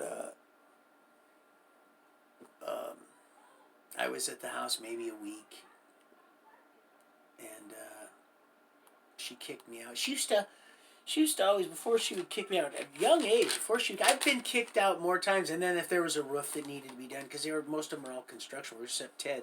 After that, all construction of some sort. Usually, she had good money going in, and then my aunt, Nita and Maxine, my Fred's sister, one over in Spokane, they helped her out from the beginning and helped her invest money. They had a really, really savvy investment partner, and they've been doing quite well, which is a blessing, and I'm really happy for them. But I don't want to get too far off track. But anyway, so they would buy homes, and hunt me down, running the streets, find through the grapevine. Of course, if she wanted to find me, she could, and get me off the streets and running amok, and in and out of the juveniles and hall and stuff. And I'd go and stay with her, and I'd help tear off a roof, or maybe side a house, or whatever. And let's just say they called me the what. I was the help, okay? But I was damaged. I believe I needed that approval, and and I never even got paid, man. I never even got paid. But a letter, always, sitting there. She'd go to work, and got to the point where after a while she just said, "Are you looking at me?" Because they want to feed off that. God, where am I going to go? What am I going to do? What am I going to eat? Where am I going to sleep? That's why I'm so thankful, man. That's why I'm so thankful. Not thankful for being in prison, but thankful for the Lord gave me somewhere to sleep, even though the thing's that thin. And it's like, and I got some fools for cellmates. You know what I mean? And I'm about to spin out on the dude because he's coming down, you know, and that's not my trip. I'm trying to be a good Christian, but man, I'm not, you know, not one dirty UA the whole time, not one, not one, not one, not even weed. Old Don, Chito, he's like, hey man, you know, you want to smoke? And I'm like, man, I don't know, bro. I said, I want to, and it smells good, bro. And I'm telling this because it's already dead. Done deal, sucker. So, no, and he's moved on already to where he was supposed to go. We was in the R's. This is when they were rerouting me to Walla Walla to mess with me because I was done getting stung by bald-faced hornets. They'd send me on a certain line when I was thin, and they knew what they were doing, man. They knew what they were doing. I'll get to detail on that, but so I got booted out, man. And when the job was over, that was it. Dude, look in the eyes. Let me just suck that life right out of you. Like it gives them life. It's just like that little orphan Annie. Look, she knows those people are doing that to themselves, staring at that demonic. It's so if you knew what was inside. It says you clean the outside of the bowl, but inside you're as filthy as rags. You know what rags he's talking about? That's right. Life is in the blood. You're not to have relations with the girl with that. There's a reason for this, man. Life is in the blood. Although, you know, I'm munch and crunch, right? Crunch and munch. Fatal faddle, whatever you want, man. I'm down with the sickness. In a good way, baby. Believe me, you, like I said, oh, you are going to be so pleased in that area. But we're not today. These are just some sickos, man. They're some sick people. That's why that accept, they make you drink your blood. There's something to that, man. So, on the streets I went and stayed with my bro, Forrest, and then Martin. I was all over. I was all over the streets. Probably now I'm almost 16. Because I was fixing to go. Next place I was fixing to go was Maple Lane. And I know I was about that age because Maple Lane is where I was on those big, some of you will, the big simulators, driving the car, you know, that's how and then we had the little old car when I was in the institution. We actually, because like I said, in Chehalis, Centralia Chehalis area, which is really crazy, see how full circle. That's where my brother Scrappy met Tammy when he was in Green Hill. But I was in Maple Lane, which was just up the road in Rochester, which I ended up moving to later on again. Oh, you just wait. Just stick with it. So here I am. Maple Lane, right? Maple Lane? Yeah, 16. It was around 16, like I said, because Maple Lane I was running amok. Wasn't driving yet, hadn't had my license. So I know I was about 15, 16, so right around that age. And ended up getting pinched again for, I'm sure it was a burglary. I was a burg happy, you know, hamburglar. And so I got sent to and again, remember that Dawn Wagner, the one that said that she quit doing juvenile because she was involved in my case a lot, you know, when I was really young. And like I told you, I ended up getting hers. And she said, man, when I seen it was Steen, I made sure I took that case. And I thought it might be you. And I wanted to let you know that you're one of the reasons why I went to it. I knew what they were doing to you. So I'm running amok. I get sent. I'm back to Echo Glen, or back to Juvenile, 1211 East Alder, in and out of there all the time, in and out, in and out, in and out. Ward to the court, run away, gotta follow the rules, not doing it. And my mom, like I said, I was still a ward to the state, but she would, bring me in. And the whole thing is, this is the other thing. Let's say somebody was on disability and they went to prison, right? They would get cut off of that assistance because, for good reason. That money is to take care of you, right? So it would the government would keep it, would go back into the kitty, or so you would think. So when my dad died, and not only did the Boeing bury him because they're family oriented back then, and they hired her not having a GED. She also got Social Security. She got $310, I think maybe $330. I think $110 for each kid. Because I forgot to add this in too. Right before he died, they had Shane. I've got two brothers. That's it. I've got Ronnie, who's a full brother from my dad, whom I found out later, Roy. And he, like I said, had relations with my mom, and then went to Vietnam, and the drill sergeant, because she was getting cigarettes from the PX, sleeping with a bunch, just not being really very supportive of our troops. Let's say that, at least the way you want her to be, right? And just doing some stuff, and it was probably hurting my dad, and the drill sergeant had to get involved, and he loved him enough to do so. So, I never really knew. So anyway, Shane came along, and Fred and my mom had Shane, and then he died. He was only like, maybe 4 or 5 months old. So there's 3 of us.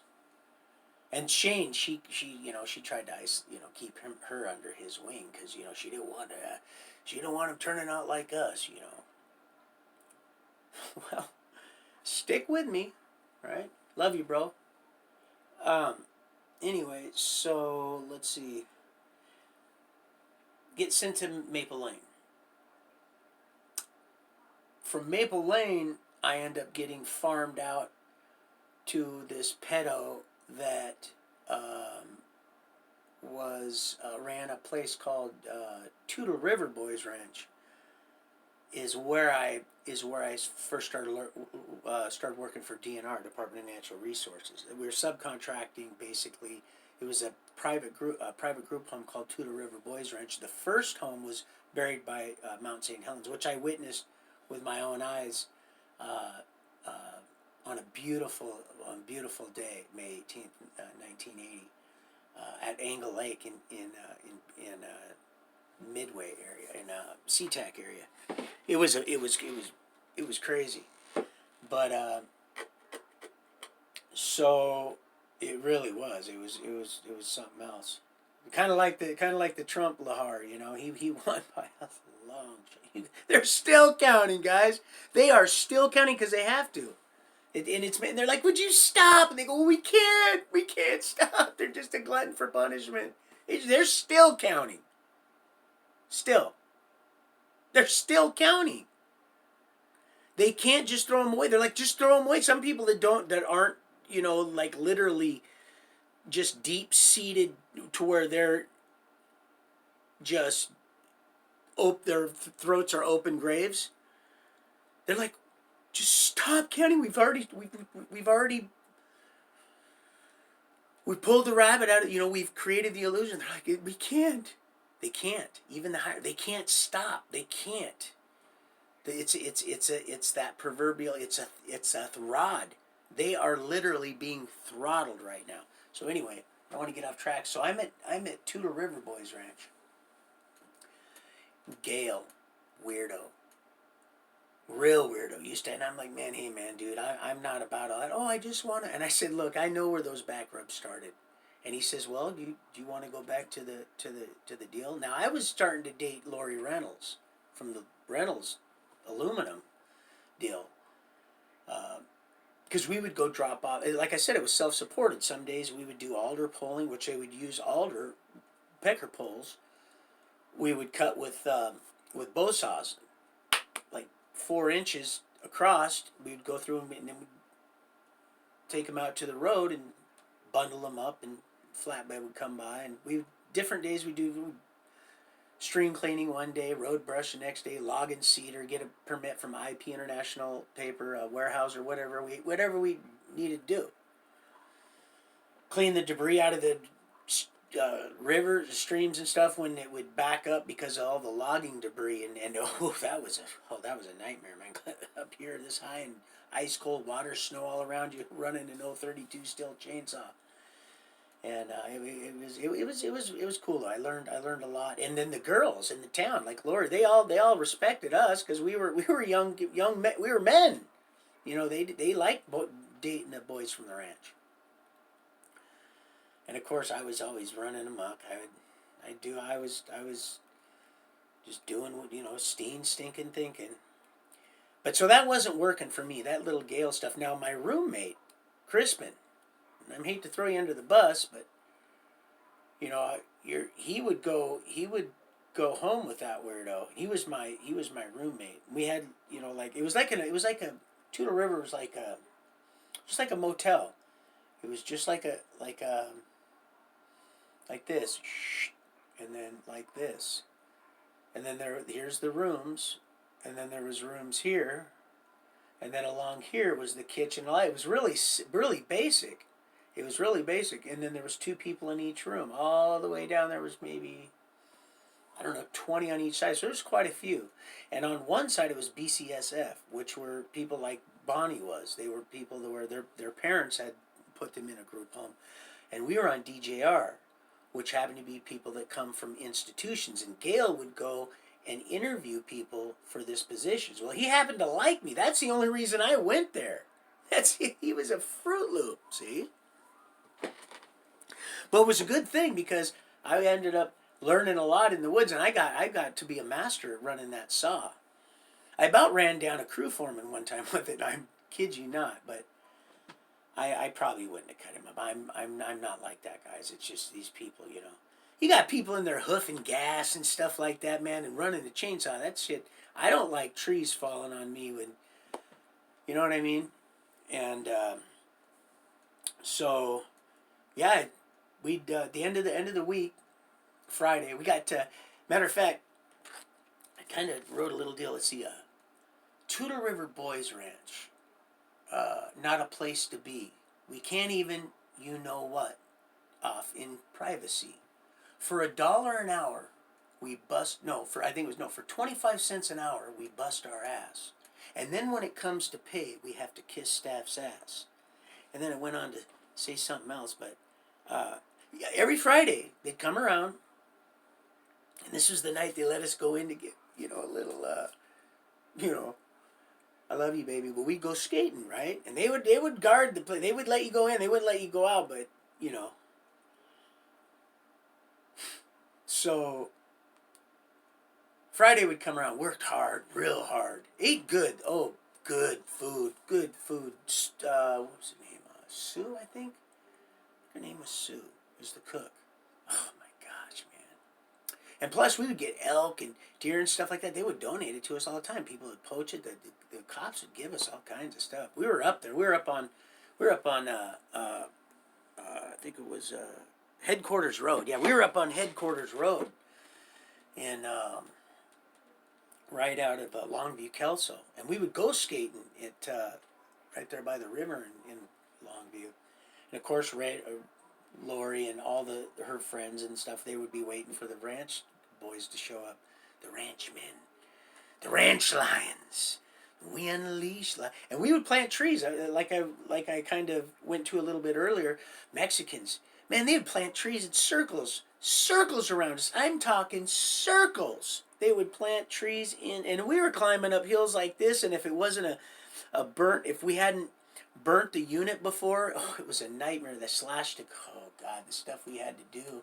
But it was worth that skating, seeing they knew it. They knew what we wanted and what we were working for. Oh, you selfish little boys. So, and, man, we would go to the YMCA, and they would have somebody walk around, constantly walking around. Ladio. Oh, Ladio. Lalo Ortiz. White Swan, another friend of mine, Omar Hewitt, from White Swan Reservation up there out of Yakima. You want to talk about someone that could really hook him up? Woo, boy, that guy, he can hook him up good. He was good. He was good. Oh, Lalo, he would fight down at the Montesano Hotel. Well, anyway, they would watch for they would when the staff was going around and going, hey, okay, have you seen Ortiz? Yeah, I've seen Ortiz, and he would go around and look. He'd go if you were in the pool or the weight room or the whatever. He would go around. All his job. There was two staffs. Oh, Ben Radka. Ben's going to come into play here in a little bit, but so he was an ex-con from the penitent from Walla Walla, and they hired him there. They gave him a second chance, but boy, I'll tell you, old Ben, may he rest in peace now.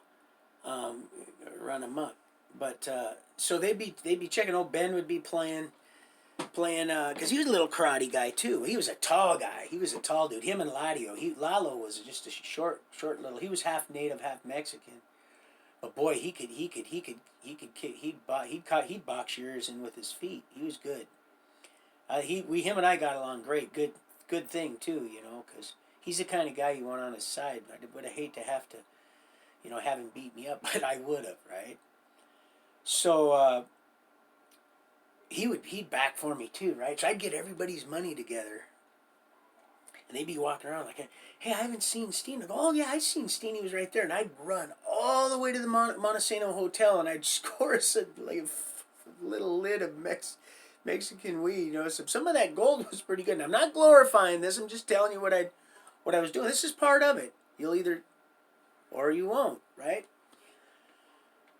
I would do this, at least maybe twice a month. I would get everybody's money together. And like I said, we didn't get much. They'd come around every Friday, and they would to each room, and like it was just me and the one guy, me and Jim. I ended up getting out of Jim. I moved into Hoghead's room. He called him Hoghead. He always had sleep with a dip of chew in his mouth. He had a big old head. We called him Hoghead, but I ended up moving out of Jim's because Jim and Gail were.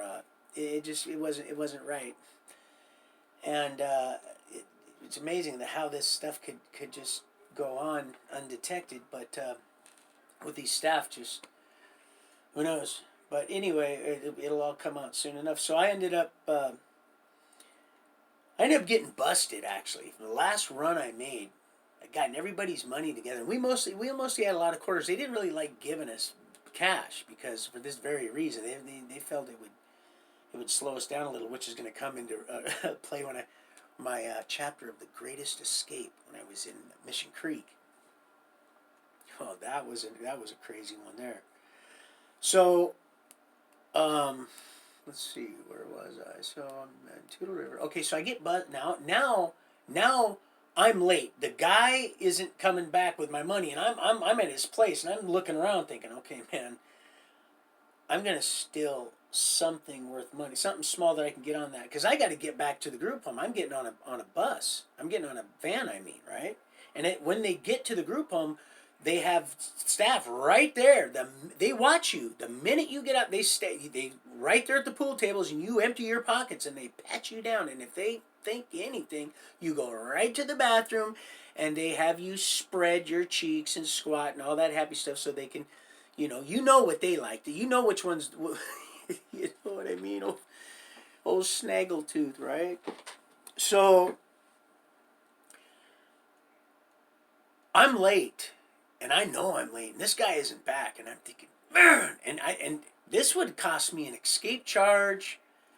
The van's gone. It's Longview. We're in Longview now. Not Kelso and Longview are next to each other, but we're still miles away, right, from the home. I'm not getting back. We're up in the woods. We're off Headquarters Road, way up by Silver Lake. Like I said, it's by Mount St. Helens. The first one was covered by the flow, the mud flow. But so they keep backing me. They're backing me. They're like, no, he's in there. Though now everybody's in the van, and both of them are in there looking for me. And they're like, no, go in there, because they know I'm coming around the corner any minute. And these guys, man, bless their hearts, right? So I come around the corner, and the whole van's loaded, and I'm like, oh, right? So I get in there, and they're like, you're busted, Steen. You're screwed. I said, well, here, take the weed. Right, take the weed, and I said, no, give me the weed. I said, give me the weed, because I'm going to be responsible for it, because a lot of the dudes that gave me their money, they weren't even there. So if it was going to, that's it. I'm not going to because I didn't know. You don't know. I would rather just get busted than chance it with them and them say, well, I don't know where it went, and me gets, you know what I mean? I would rather just say, no, Steen got busted with all your weed, and this, it's just easier that way, instead of someone trying to do some low, underhanded stuff. It's just, it keeps honest people honest when it's in my Jiminy Crockett in my own pocket next to little Jiminy, right? So, but if you know it, you know. You always get a call back. Always. If you know it, and I love and know you, baby girl. Fully. Tell you, it's worth the wait. Oh, it's so worth. Well, look what we're producing. Look what's happening. Same with you. Just different parts. You'll have different. You might lay your hands on somebody straight, just cast out. You might heal them from. Who knows? You might just be able to see things. You're gonna. Telling you, man. But either way, you're in the race. We won. So here I am. They come back, and I've said, listen. I started thinking, what am I gonna do? I said, look, I'm gonna crawl into the seat. I'm gonna tell them I was sick. I came out to so I did that. They came back. I said, run in there and tell them right now. Go run in there and tell them. So, dude, somebody ran in there. We found Steen. He was sick. He's in the back of the deal. So they come in. Steen. They're mad, right? They're not believing any of this stuff, right? And I'm on. And they said, get up. And I said, I can't. I'm sick. And they said, okay, all right, Steen, you just stay there, right? So they acted like everything was. But I knew.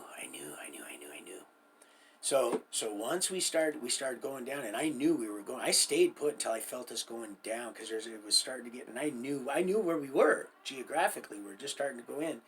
So I got up. I opened the window. I think was already open. On the vans, how they got the like that, and then the long windows, because this is a long van. There's a lot of people in this van.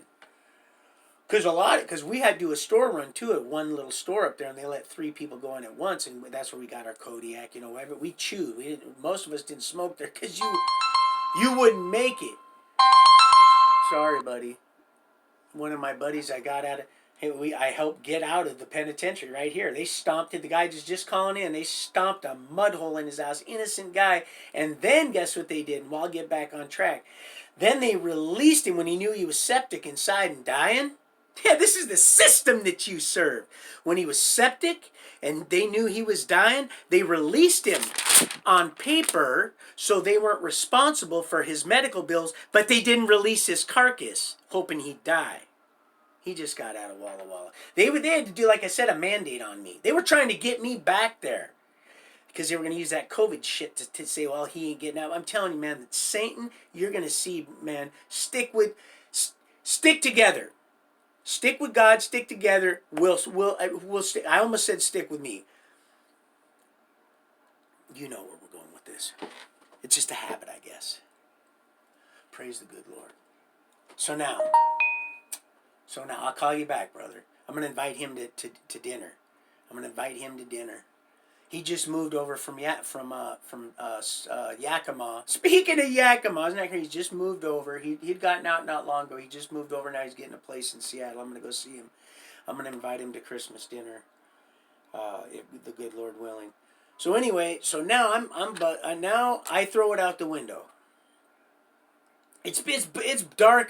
There ain't no street lights up here. It's black, just the way I like it when I'm doing dirt, right?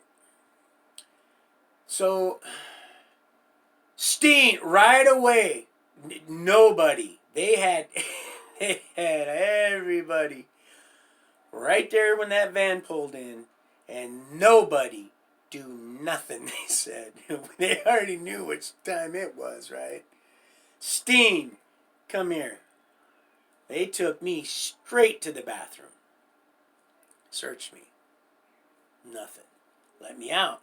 I go down the breezeway, run around, go up the road, grab the stuff, go back to my room, and just chill them. And everybody's like, I said, don't you dare come to this room.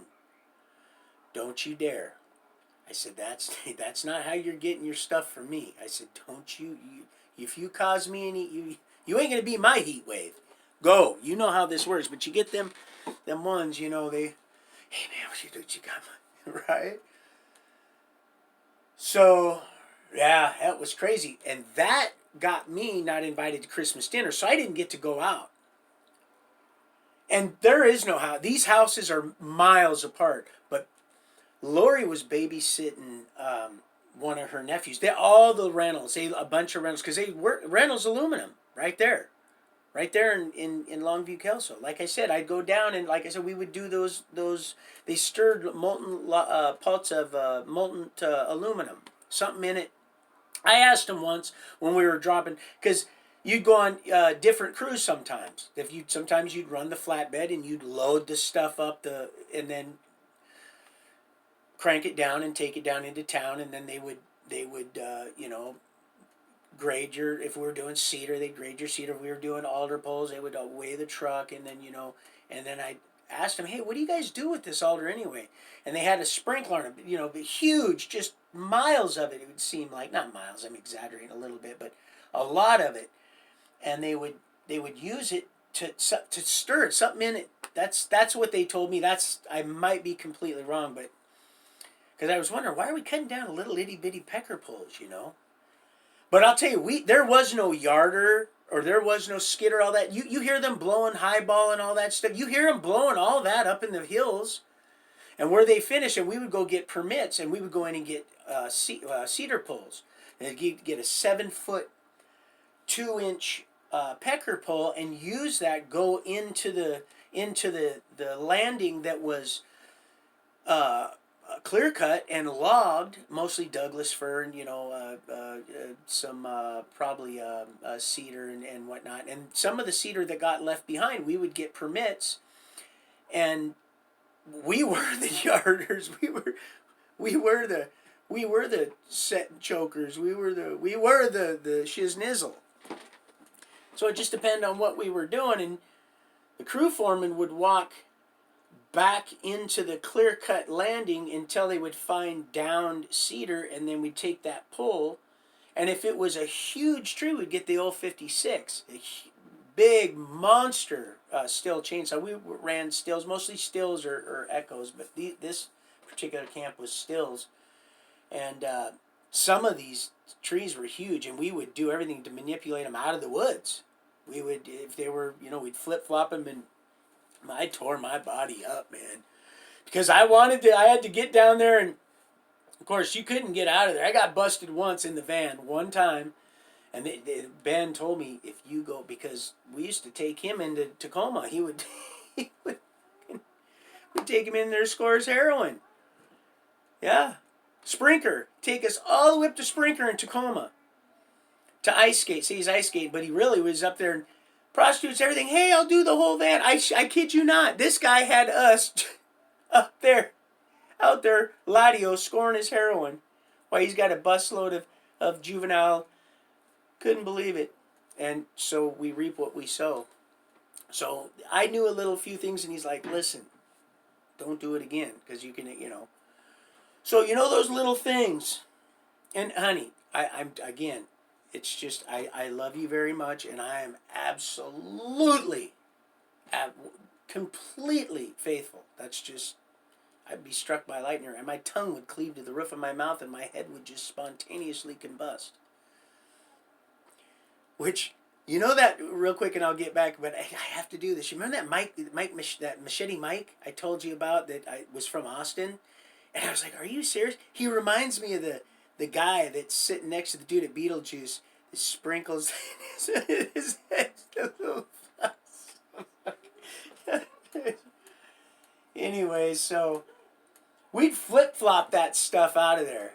And I tore my body up. I like the road brushing though. The road brushing was cool because we would take bow saws and climb up the trees right next to the logging roads, and we would limb them down so that they could see way before they ever got around a corner when they're loaded full of lumber. You know, and these roads, they're up in the middle of nowhere. You know, and so I ended up getting busted, having to stay there at Christmas, but that didn't stop old Stain. No, the good Lord, he had to have. She happened to be babysitting just a couple miles, and like I said, if you look at Tudor River Boys Ranch, even now, there's from back then, you can imagine if you look from a photo from an air photo, you'll see that I had to, and they come around every hour. So on Christmas, when I was on the payphone and she told me she was down the road, and I said, "Are you serious?" There wasn't hardly anybody at the group home. They were all at Chris. They were all with their family, and I'll tell you, if I wasn't going to get out of there for a minute, but I didn't want to get busted for an escape and then sent back and leave my girlfriend there. But I had to see her, and I had to mock them, because because I was a delinquent and unruly at the time, and so I ended up running down the road. They knew I was gone, but they couldn't. They knew I was gone. They knew I was gone. They couldn't prove it though, because when I got back, she swiped a little piece of weed from her dad. Some really good weed. Again, I'm not trying to glorify it, but it was just part of it. It was just part of it. It was part of my life, and so there's a lot of stuff that I'm keeping out that and nothing that you really need to know, nothing gruesome or anything like that. You'll get all that. It's just that there's just some stuff that's just trivial, and it would be probably glorifying my psychosis. But let's see. So I ended up. That's when I first started wearing. That's when I started going to contacts. I ditched the glasses. I first started going. I started doing contacts there. That's right. I was using a lot of my money. I went and got a pair of contacts. That's what I did. And I got my license. My mom bought me a Plymouth Fury 3. And she was still married to Bill. Because right now, a lot of time hadn't passed. Still number 1, 2, 3, 4. Number 4. She's on 4. And which her sister was a cop in not Union Gap, in Grandview. Sue. Sue. There's all these Sues. A boy named Sue. And she was a sheriff in Grandview. She used to tell me some stories about the stuff she'd find floating in the slough. But I don't want to get sidetracked. And then that's just, there's no reason to even bring that up. But so let's see.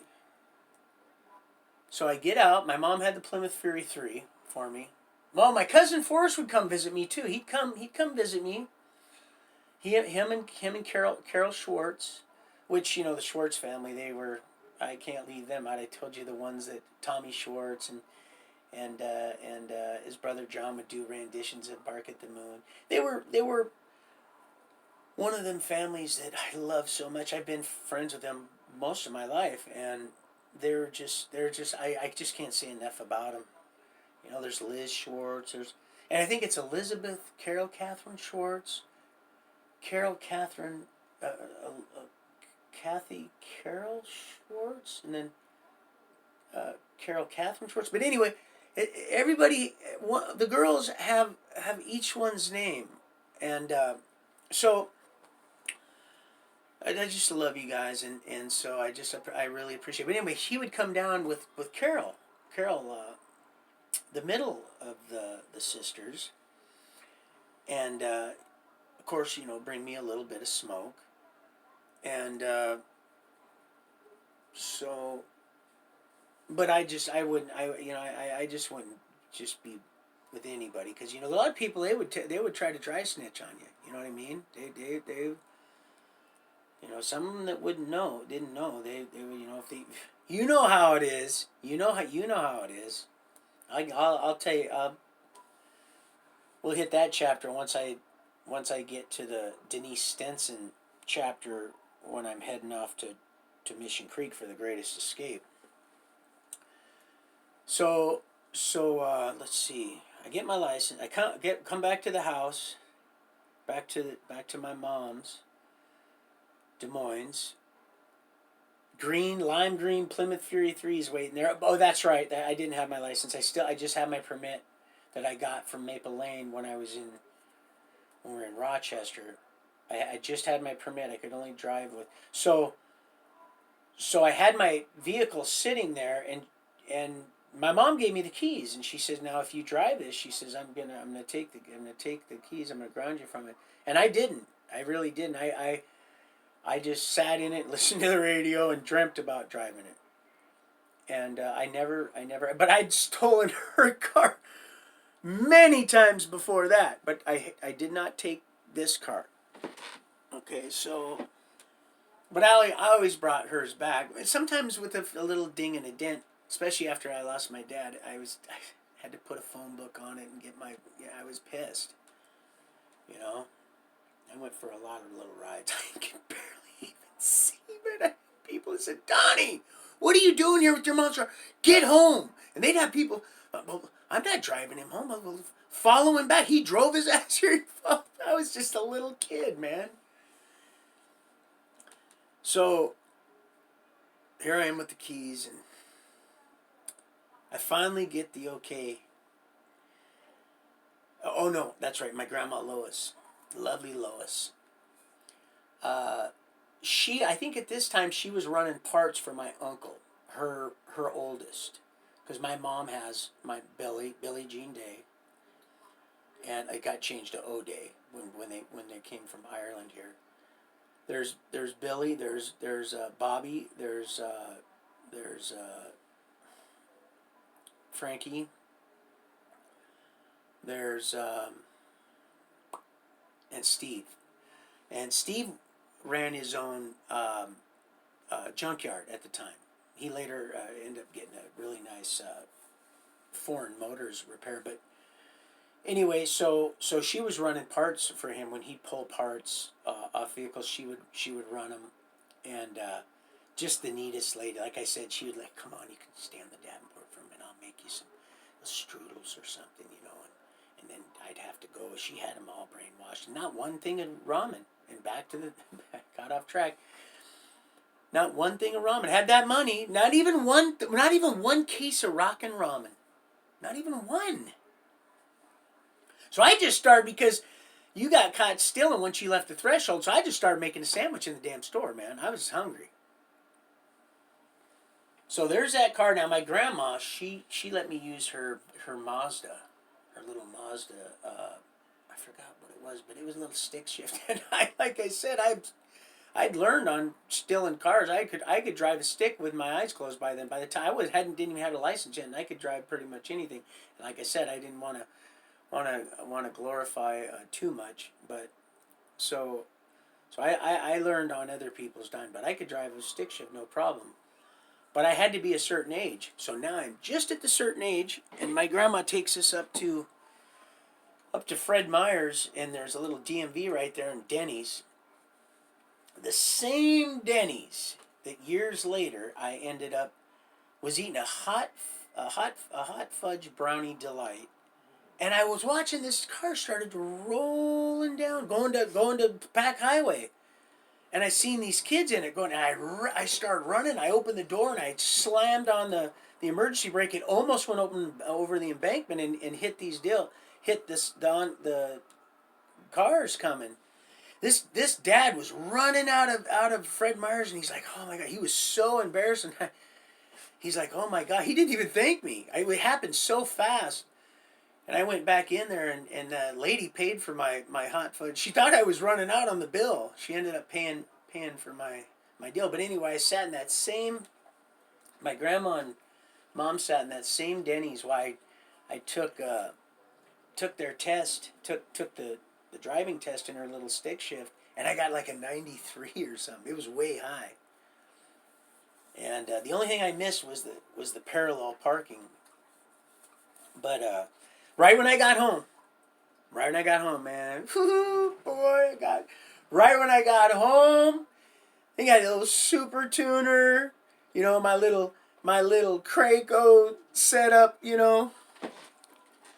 Remember when the Alpine was the stuff, Ed? Remember that? The old Alpine bumping the old. It made Tom Sawyer just so crispy clean. The Alpine and the old Kenwoods. Nothing was like the Alpine. You couldn't, you know, unless it was like, you know, a little. The Hitachi was kind of good back then, but no, nothing like the old. And the Super Tuner. But that old Super Tuner with the big old dial, I'd slide that tape in. And I was heading to Forrest's house. See, now Forrest moved from, and he had always, this kid, dude, he started working, he had his mom, because, of course, you know, his dad, blood spilled all over completely dysfunctional, by everything, it was just completely dysfunctional. I mean, I woke up in the middle of a smack dab biker rally, you know? But that was just part of my life now. It was just it was family, you know, they were... So now he moves out. He goes to Ambom, and being the supporter that he is, you know, he got a job early at La Mexicana, shuffling tortillas and making masa and stuff, and so he could take care of his mom, you know. And when things get a little tough, she'd go stand on a pallet and pull the meter out and plug it back in, and it would run backwards. You'd go turn everything on in the house, and we knew when the meter reader would come by. Not to mention Frosty, a half-bred, I think it was a timber wolf. He wouldn't let anybody near, but we'd have to put him up on certain. That's what on certain days we're going to come read the meter, so she knew, you know. Sad state of affairs, but he would go and shuffle tortillas and stuff, and then go to school, you know, early in the morning, and take care of her and stuff, and then she ended up getting a job at, a good job at, it was Sand Point down there, Naval Base, as a notary, and he ended up moving in up on Ambom, in Burien, just not far from the house in White Center. And so I got my keys. Now he's up at the house now. That's why I'm referring you to this, so that you're not going back down to the bomb shelter house where my uncle, before we spilled his blood out all over trying to save him from his own toxic blood. He's from Oklahoma, you know. He dove off a bridge one time. He told us he skinned his nose on a dead man. He was a skeleton that was chained up down there, and it really freaked him out. But he said he loved the rain, and he that's why he moved up here. But when it wasn't raining, he was drunk. He'd get in the back of his Rambler. I think we had a push-button Rambler back then. And he'd get in the trunk, and he'd run a soaker hose up over it so it would mimic rain. Can you imagine what people were thinking, right? Driving down the road, and you got this soaker hose running up and over your car. Well, he would lock himself in that trunk. Bomb shelter was an old house. He'd be in that bomb shelter. It was sad. But now he's up. Now Forrest is up on Ambom. I got my keys. I'm heading to the house to see him, you know. And I'm free as a bird now, you know. Oh, I love Leonard. Oh, Leonard, just signs everywhere. There's signs, baby. So I'm heading to his house, man. I got the super tuner. I got it going. Let's see. I don't remember what I was listening to, but I know it was something good. It's probably something local. Nothing like local honey. I like to support local. I like to support family. That's what I like. I get there. He's like, Donnie, what's going on, man? You know, of course, there's always people coming over because he's selling $10 grams and stuff. Of course, he was always the thing at Evergreen up there. And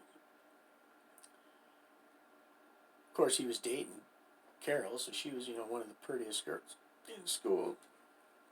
And Flores, he was just he was an all-around hip mechanic.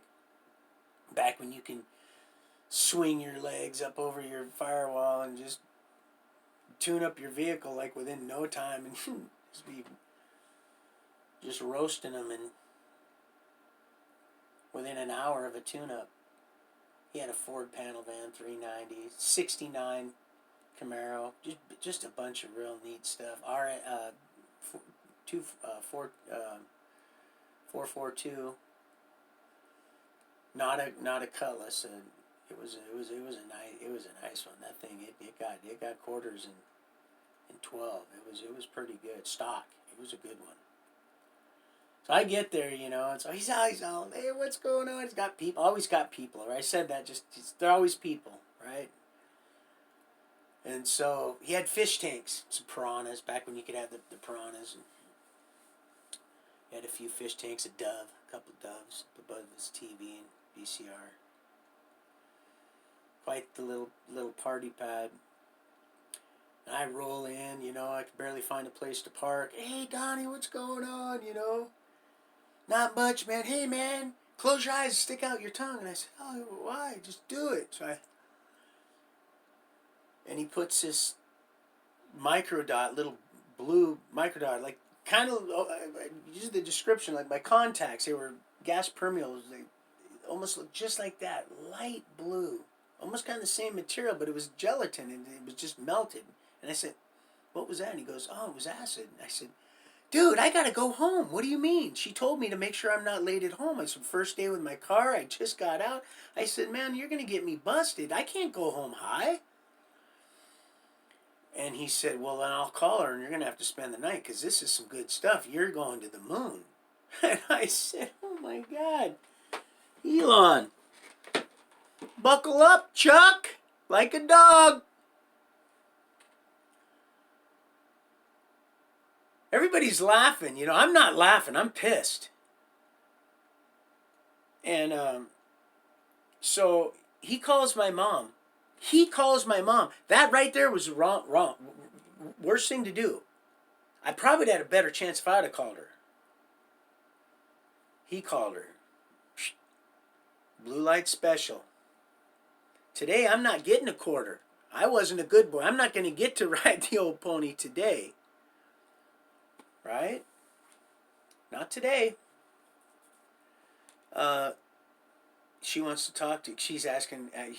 He's talking to her. Hey, I was just wondering if Donnie. Oh, okay, here. And I already knew it was going. Hello. You need to come home right away. I said, but it's not time. Yeah, but you should probably come home right away. I'm thinking, oh, this is great. So I hang up the phone. I'm looking around. And I actually kind of forgot that I was even on it because I hadn't felt it. Next thing I know, man, I just started laughing. You know how you get that lump in your throat? You start swallowing. I started laughing. Now it's getting time. I know I need to get going. And I'm having to drive this car. And I'm big car too. Big car. Big car. Big trouble in Little China for old Donnie Steen. Well, I'm heading home. Now the telephone, now it's starting to get a little dark, and the telephone pole, the lights, they look like this. They're just, they're this close, and I think, but I know I'm tripping. And because I knew I was tripping, I knew I was going to get home. Because I've been through this before, right? Just like all this mess, guys, this too shall pass. But otherwise, I'd have wrecked. But I knew that I was in the center of the lane, and I knew that was an optical illusion, right? So I made it home, which from Kent, Des Moines to White Center is 10 miles. I know because I've walked it. It is 10 miles, almost on the money. I get home. Now I'm home. My mom's in bed. When she's in bed, she don't get out of bed. and she hears my vehicle pull up. So I'm sitting in there, and I can't stop laughing. I'm trying to get serious, but I can't stop laughing, and then I get serious. And the neighbors, Brian and Norman and Brian, he's real good friends with Doug, the one that hung himself. We all used to play Smear the Queer and all that stuff. The good friends. They're looking at me. They're laughing because they know I'm high. They're a little bit older than I am, right? And they're laughing at me because they know I'm high. They haven't even seen. They're not even out of the yard. They're not supposed to leave the yard after a certain because they get in trouble themselves. They're islanders. They're from Hawaii, and they were pretty cool guys. One was kind of a little dick. A lot bigger than I am. My cousin had to thump on him a little bit, and said, "You don't beat my little cousin up." But they're laughing at me because I'm rolling. I'm rolling. I'm laughing. So I get out of the car. I shut the car and I sit down. I cannot stop laughing. So I sit there for a while, and I finally get it under control enough to go in the house. And yeah, man, on my way in, my hips, I just felt like I was a locomotive. And I swear I seen myself passing myself. And it was crazy. I finally got into my room, and I used to have one of them record players. I got it a long time ago, and I had kept it. It was when you opened it up, and the speakers would come. It was like a box, but when you opened it, the speakers would. Well, it was a yellow one, and I of course I had all my Kiss stuff, man, and everything, and once I got into my room, I was all right. I started listening to some Pink Floyd, and then I ended up getting up and eating a big old bowl of. I used to eat like a bowl of Captain Crunch like this, and a big, half a gallon of milk. Well, I was watching Captain Kangaroo, but anyways, so now. Get to everything's fine. Everything's great, and then I started. Let's see what happens. This is significant. I'm trying to find out if this is significant because I'll just skip to my loo.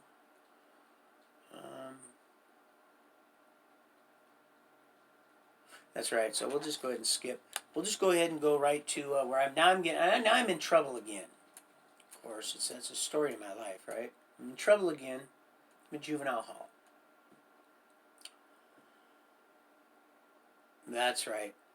I remember now. I'm going to have to tell you this. God, you're so good, Father.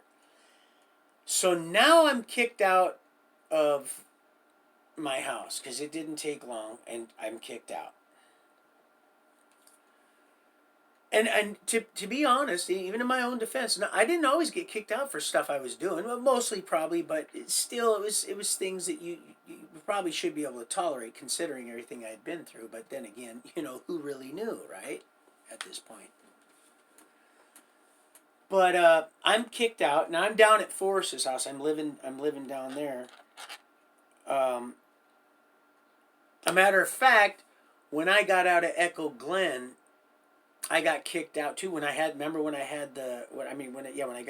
home and I had this cast on, I actually sawed that cast off way months earlier because I got kicked out too, and I ended up soaking it in my cousin Forrest's tub until the plaster got softened up, and I took a steak knife and I cut it off, and I fell flat on my face. It took me a while to be able to learn to walk on but I took it off early, and my leg never fell off. So they said I had some kind of a fracture in it. It wasn't cancer. But it needed to stay on there a long, long time, and I took it off right after. I forgot to wrap that part up. But, and this will happen now and again, because there's so much, But it's a good thing. We'll transition out. So, I'm at Forrest's house now. I'm dating one of Carol's friends, Nicole Carlisle, and she's in gymnastics, and I'm helping her set up the mats and stuff like that, and they asked me not to come back on school property because I was doing stuff I probably shouldn't be doing. but I thought I was, being a good boyfriend, helping her set up the mats for me. But anyway, I was trouble. I was starting to actually. I had trouble, but I mean, I needed some good mental health counseling, and I was just a deviant, just running amok, and just completely had an authority figure problem, which I'm so glad that the Lord brought certain officers into my life at certain times so that I wasn't completely warped altogether, because I've been treated really, really horribly by people that I'm supposed to trust with badges on. And so the Lord showed me that, hey, look, it ain't like that. It ain't always like that. People have free will, and a lot of what's going on here too is highly compartmentalized, and just it's so subtle. It's just like, that's why a lot of military go in there. It's just they're already softened up, ready to go. So anyway, I won't digress. So here I am now, back at the house, at Forrest's house. I'd cut the deal off, but now we're a year or so later. After now, I got in trouble again. Got sent to uh, Maple Lane, and then now Toutle River, and then now get the car, get out. The acid little trip. Now I'm kicked out. I have my car. She kicks me out. I have my car, but the car's in her name, so she didn't want me to hurt anybody in the car. She said so. She reported it stolen. Well, the solenoid had went out on it, and I hadn't had time to go buy the little. It was like $3 back then. A little solenoid on the side, and it broke down the road just not long, just a few hours before she's trying to track me down and said, I want the car back. And I said, well, you can have it. It's right down the road. And the reason I said that is because she was still collecting a check for us kids. But anyway, so she gets the car back that she bought for me. And I'm running amok, doing stuff I shouldn't do, and I ended up stealing a little Mazda, a little B210, I think it was. Me and this kid named Jesse, I'll call it Jesse B. And his brother also went to Evergreen, friend of my cousin's. We lots of parties back then. Major part back then. That was the thing. If you had diamond taps, way before the little pump taps, you have the diamond tap that was you. Because you could go rent a keg for $32. It was that cheap. They were that cheap. And get someone 21, go get a keg, and just you didn't have to do the deposit on the taps. If you had the taps, well, you and my cousin did. So there were just a lot of parties. Plus, there's just back then a lot of parties. And his brother Mike was one of the neighborhood crew. So I started hanging around, getting his little brother in trouble, actually, and to be honest. And so while the older brother's in school with all the other guys that should be in school, him and me and his brother are running amok, stole a car, robbed a house that I knew had some nice band equipment in it. It was overlooking the Puget Sound, and the place usually was wired, but they left it. They didn't set the alarm this one time, and I ended up loading up all the stuff in the vehicle, in the little car, and I was gonna go call one of my biker buddies to fence the stuff, and I was over in the phone booth. I told him, I said, put gas in the car. I had painted the car red, I think. Oh no, maybe it was green. It was either green and I painted it red, or it was either red and I painted it green. I can't remember, but we painted it with a exterior paint and a paintbrush. And I drove that thing around where I stole it. Matter of fact, the keys were hanging up when we were doing a burglary. And I grabbed the keys, the car wouldn't start. I popped the hood, I looked, the battery's missing. I went into the shed and I got a battery and I put it in. I started up and it started running. Well, there's something to that. The reason I'm saying all that isn't to glorify it, but there's a reason why I'm making a note of that. But so we're driving around in this stolen car locally, and these people aren't recognizing it because it's now a different color. And I was driving it for a couple of weeks. And then, like I said, this last time we had the car loaded full of stuff I just burglarized out of this house I'd been casing, and finally we had an opportunity to steal the stuff in it. But could only get so much in that little car. So while I'm calling this guy and telling him what I got, he's putting gas in the car, and apparently he pulls the nozzle out. He said he wanted to see the stream of the gas, and it hit the side of the car, and it splashed back on him. Well, when I got in the car, I smelled the gas. I go, man, what'd you do? And he goes, oh, and he told me what he did. Well, he's wearing sweats, and so it soaked into his deals. Well, God is my judge and witness, of course, thou shalt not lie. He takes a lighter right there at the gas station, right there at I-5 in Federal Way. Right there, it was BP back then. Right there by the SeaTac airport. SeaTac Mall, I mean. Right by Black Angus. Remember I told you about you get the free meat with the Stuart Anderson? Right kitty corner from there. I was staring at the Stuart Anderson, thinking about a juicy old grass-fed steak. While I'm talking to him, thinking about, God, I can't, man, I don't have to. Today I get to splurge. That ain't gonna be a 7-Eleven chili and cheese hot dog. I'm gonna get steak, right? He lights his pants, his sweats on fire. He must have. There had to have been so much gas. The whole car. I was catching on fire. I reached over, but I was burning. I couldn't open the door, so I ran out.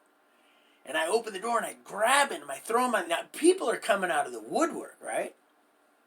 They're taking their coats off. Roll, Stop, drop, and roll. And kind of reminds me of Pryor, right? Old Pryor. Been there, done that with the old hemostats and all. But they finally get him out. Now I can hear the ambulance coming, and I know I got to get out of there, right? But I don't want nobody to try to stop me from going, so I get him up, and he was kind of a rotund young man. Actually, I think he was a little bit older than me, but still, I was getting him into trouble. And I get him in the car. And they're like, what are you doing? They're on the way. And I says, listen, I can get to that hospital faster than they can get here. And there's no way. Don't you hear it as it's getting closer? I go, oh, well, whatever. I'm going to do it. I know. I just kept. They knew right away, man. But by then I was gone. I got on I-5. Then I got off I-5 and went down Military. Then I got back on I-5 to try to do a little dodge, and he's literally all his clothes, they're almost gone. The only thing that's on him is he's got a few threads on the back, and his waistband's still there, and a little bit on the back holding the waistbands together in the back. It looked like he was buck naked in front, and then he had some threads on the back. So he's crying. He's in shock. I could see he's going into shock, right? And his skin's hanging, And I'm like, damn, dude. I'm looking over at him, and I'm like, dude, you want to smoke something or something, you want to get stoned or something? And he's like, anything to help you with the pain or anything. I finally get him back to we had that quite a drive. We back to Des Moines or White Center. He lived pretty close to the Southgate, so he was right into the old clubhouse. He was almost right into White Center. So we take the 10-mile trek, and he's not doing well. By the time I get him to the house, I run some cold water in the tub and put him in there. And I see his skin's tightening up a little bit, but I end up taking the car. I go to my other cousin Hank's house. and we ended up meeting our biker buddy and selling the stuff. And then I ended up, I found out through the grapevine that the cops were looking for me because he ended up going to the gas station across the street from his house and having them call the ambulance. And he just blurted there. I told him, just tell him you were messing with some gas, you know, and because he was a firebug too. A few of us were back then, and but no, he told him every single thing we did, and so we're heading to Montana, Butte, Montana, where my Fred's other sister Joanne, which she ended up moving to the farmhouse. By the way, when we went to Des Moines, Joanne moved to the farmhouse with Timmy and Hank and Lori and Punky and all that to the farmhouse. Of course, they didn't have the farm, but but we moved to Des Moines, and then Nita's other sister, one I just went and visited in Spokane.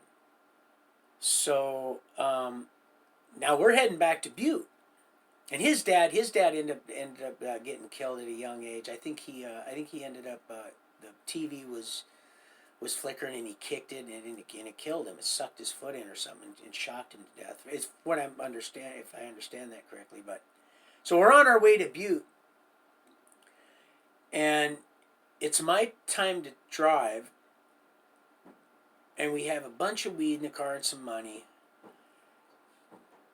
And we are heading down the road. We're in Montana. And we're not far from Butte.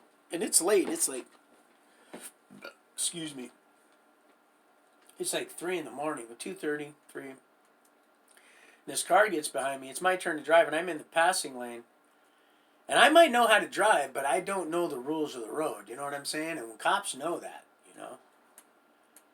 So there's a cop behind me, but I didn't know it was a cop. And it kept hitting its brights. Well, I didn't know what that meant. You think I would after you'd seen me drive. But just because you can drive a stolen vehicle because you got some hours on the road, you're not doing it legally, and you're not doing it by the rules. So I didn't know certain little subtle deals. I didn't know what that meant. I mean, get the heck out of my way. That's all he wanted. But I didn't. Now, he did this a few more times, and then after a while, he just stopped, and it was dead for a while. And then all of a sudden, man, I seen lights coming up this side of the freeway, coming on, and then the lights came on here. And next thing you know, man, get out of the car, put your car, right? Well, I told him I had done everything, this and that. He goes, my son, Hank he goes home. I tell the cops I did everything, this and that. And they go, well, we know you burglarized this. And I said, I don't know what you're talking about. But, well, he told us everything. I said, well, go, well, there's your guy right there, right? And I felt kind of bad. And they're like, well, you almost killed. I said, I didn't almost do nothing. I said, he's the one that they said, oh, so you, I says, no, I just heard this through the grapevine. It's not my fault that he decided to,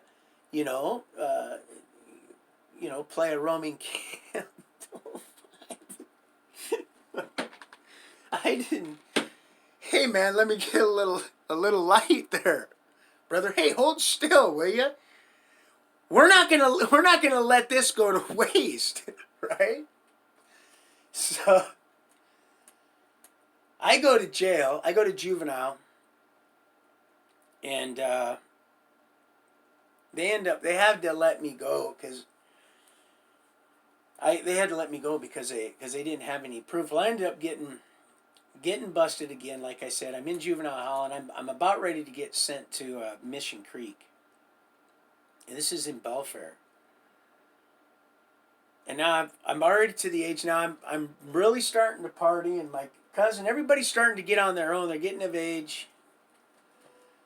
There's still no coke on the streets yet, but there's freebase, and so that was going around, and I tried that. And that wasn't the best thing for me. And of course, my aunt, she was cooking meth, and and I was fencing some of my stuff through her, and we were sending stuff down and up through Greyhound and doing just shake, rattle, and roll. And I was starting to get involved in speed and stuff now, and I was starting to get a little more, a little bit more on the careless side, and a little psychotic. But, so we were just kids, thinking it was just, oh, it's hailing. So, on my way, about ready to get sent up. Now, my cousin would come visit me in when I was about ready to get sent up, and Carol would come visit me, and I had broke up with Nicole. We got into a fight up Mount Si, not a fight, but an argument. We had I think a 3 or 4 kegger up there at Mount Si for someone's birthday, and it was crazy. It was like all the guys. This is what happens with alcohol, right? All the Once one or two of the guys was arguing with the girlfriends, all the guys and all the girls, and everybody was, so they slept in the cars and we slept in the tents. It was crazy. You know how it is. So alcohol. 3-day weekend went by. We're separated, right? We're broke up, but we never even got back together. Just there was really nothing there, I guess. But so I'm heading up, and there's a reason I said that, because it's gonna tie in a minute. But so I'm in the visiting room. My cousin, they let you bring in food, McDonald's food, and he would sneak me in weed and stuff, and they would never open the stuff. They would just have them go through a metal detector. And they had Pro Kids back there, All Stars and stuff, and I would cut the back right at where the heel is, and but he put the weed, and it was green, but it would smash it in a little piece of cellophane, and I'd tuck it back there, and I had a little playing card that I roll around a pencil, and that pencil I would pull the metal piece off and pull the eraser off and crimp the end, and then stick that inside that card, and then take a rubber band or a Band-Aid, and I would keep it together. It looked like a little straight shooter with a metal sleeved piece in there. And they had Brute 33 that was up by the guard station there in Juvenile, and you could use that.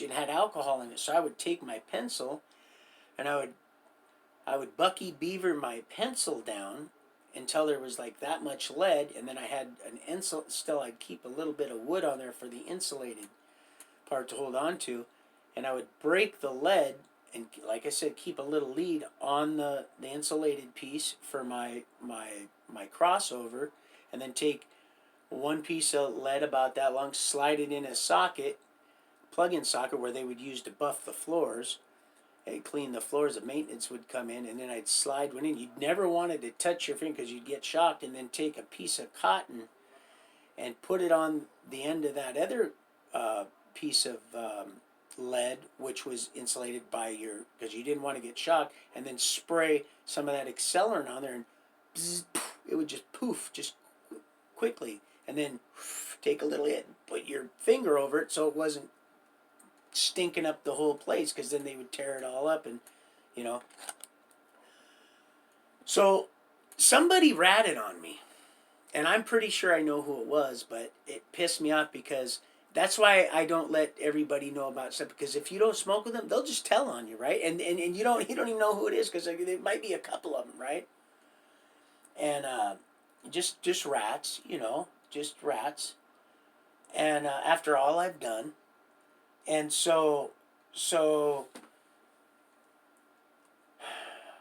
I lost my contacts in there, and it was their fault. So they had to pay for a new pair while I'm waiting to get sent go to my sentencing and get sent up to now they're going to send me to the Mission Creek in Belfair. So what they do is at night before I go to bed, get locked down, they have me go to the infirmary and take my contacts out, which I got real good at them. I could, like I said, I could just bink and just pop them right in, and like it was nothing. And which I'll go back to them. So I switch back and forth now and again. It just depends. But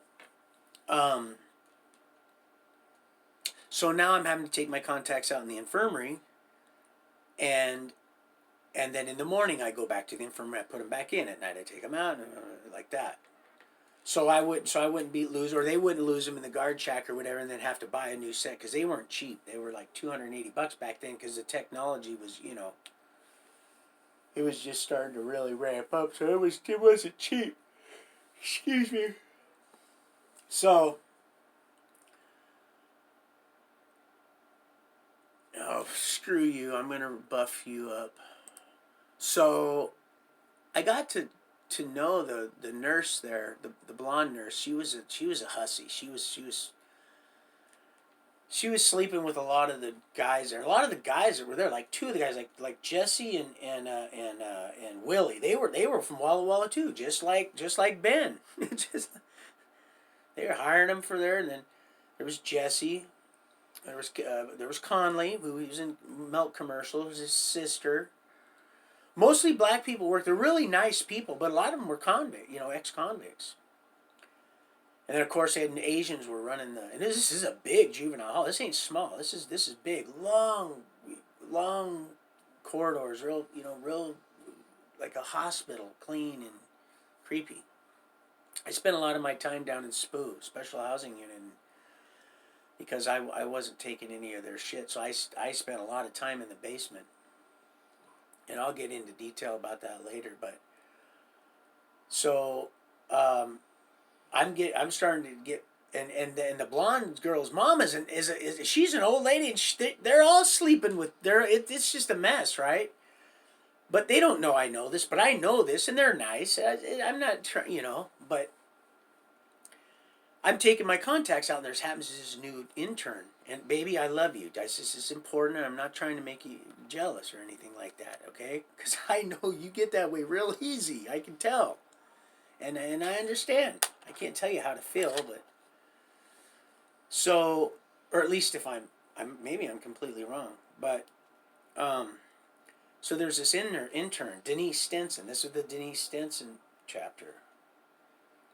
So she was from University of Washington. Same place I should have went, in the same building years before. Instead of going there, I should have went that way. And they would have said, there's something wrong with this. This kid he's got an issue, right?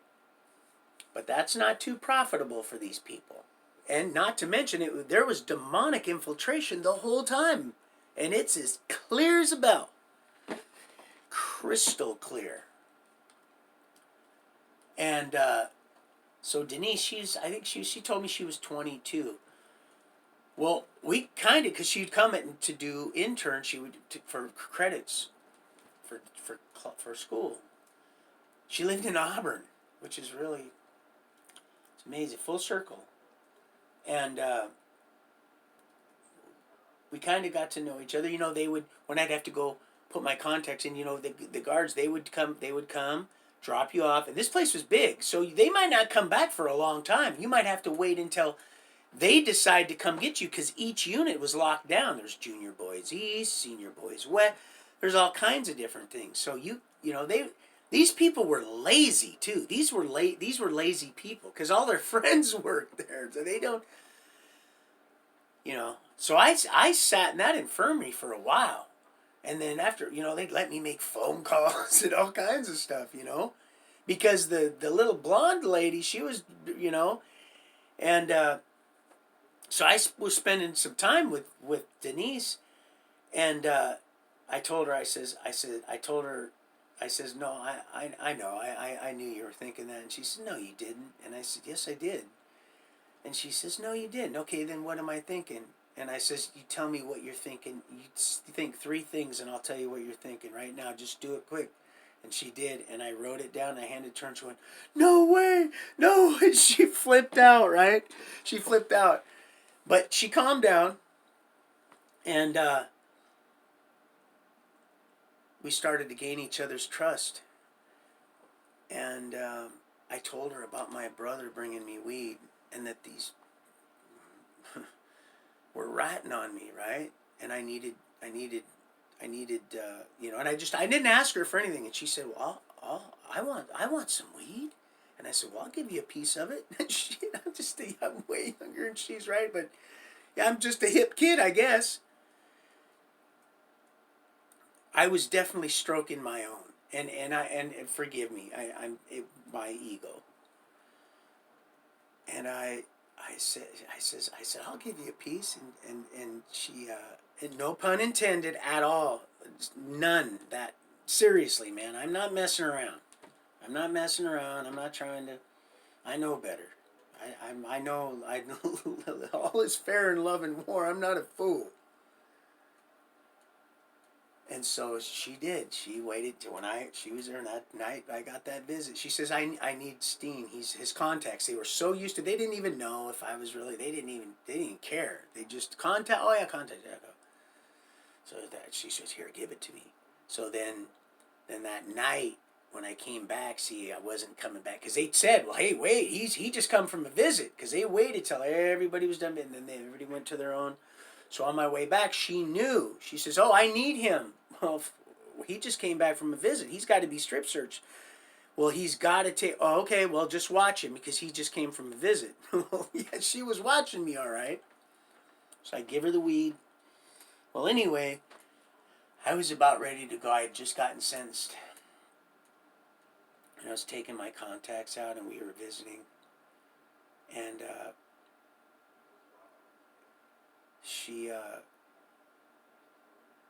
we ended up going down the hall, and I was talking to her, and she goes, I'm really going to miss you. And she says, me and the other lady, she says, we came up with an idea. She says, we're going to say you have a high temperature, so you take that thermometer and you stick it in the radiator heater, and then you're going to stay here. And because they had little rooms for people, and like some of the prostitutes and stuff that were a real mess, they were in observation. They would watch them and bring them juice, treat them very kindly. The nurse, it was just a small, like a little infirmary. And then they would go back in there and smoke, and I would go go in there and get cigarettes out of the cigarette butt and stuff like that, and I'd give those away, so I started to see because you're not supposed to be down there. I started to see how everything worked back there, and I was like, wow, man, this place is. And I said, there's a bathtub back here. I said, wow, man, I love to take baths. And she says, you'll get to take a bath tonight. So I put that thing in there. It was way like 110 degrees. She's like, well, that's not going to work. Or maybe it was 120, so you'd be dead with that. She calls down to she has the older lady call down to the unit. Says, Mr. Steen has a fever. He's going to be staying here. So I spent the night in one little room. They let me take a bath. Of course, it had a little never looked in or none of that stuff. Just let me take a bath. Got to drink apple juice and watch the black and white TV. And before she left that night, she came down and unlocked the door. And she told me, she said, because I was going to leave soon. I wasn't going to see her again. And she told me she wanted to keep in contact. And I said, I'd like that. And she started crying. She told me, she said, they're all trying to sleep. But I said, that's how they are. These mothers, that's how they are. She had a little bob cut, looked like a little flapper. That's kind of how she reminded me. But I never kissed her, none of that stuff. Never did anything like that. Just gave her a hug, and I felt so bad for her, And she wasn't trying to do anything either. She wanted, she was done. You could tell. She was like 22, 23, and she was done already with that kind of life. You could just tell. She just had enough of that. And then working there, getting her, with seeing all the heathens, just dogs. But, so anyway, so I get to, I'm going to, you know what? I'm going to probably cut this off because this is all going to tie in when I go to McNeil Island, or not McNeil Island, go to, I'm getting way too far ahead of myself. When I go to Mission Creek, she was going to come visit me and all that stuff, and we were going to get together when I got out. And, but, no, I screw up everything, because that's just what I was programmed to do. So, anyway, I love you. I'm getting tired if you can't hear it in my voice. Getting tired, maybe a little dehydrated. So, because I'm usually always drinking either constant water or tea. But But I love you guys, and I'll pick up The Greatest Escape tomorrow. And again, I might go back. I might go back a little bit as as stuff comes to mind here and there. But it's I'm just a one dog a one pony dog show or whatever. It's and I'm not talking about those donkey ones down south. I'm just that guy. I don't mess around. I'm not promiscuous. I've never been like that. Like I said, unless I was completely tweaked out and swinging with some other people that were tweaked out and swinging and just completely dysfunctional, thinking they're going to find happiness in in all the wrong places. So I love you guys. Have a good one. Thanks, Eddie. I appreciate it. That was awesome.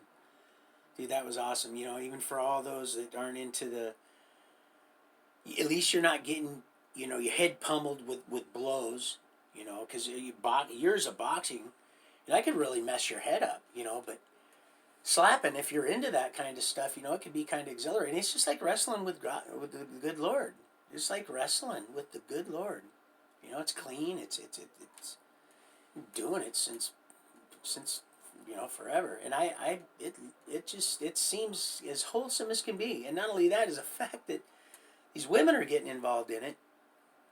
Not only that, can you imagine one of these guys landing one of those awesome women for a wife, and he's talking to somebody, and someone like I won't even say Antifa approaches her, and some guy says, "Hey man, you better go check it." And instinct almost kicks in, and then you soon realize you're like, "No, watch this."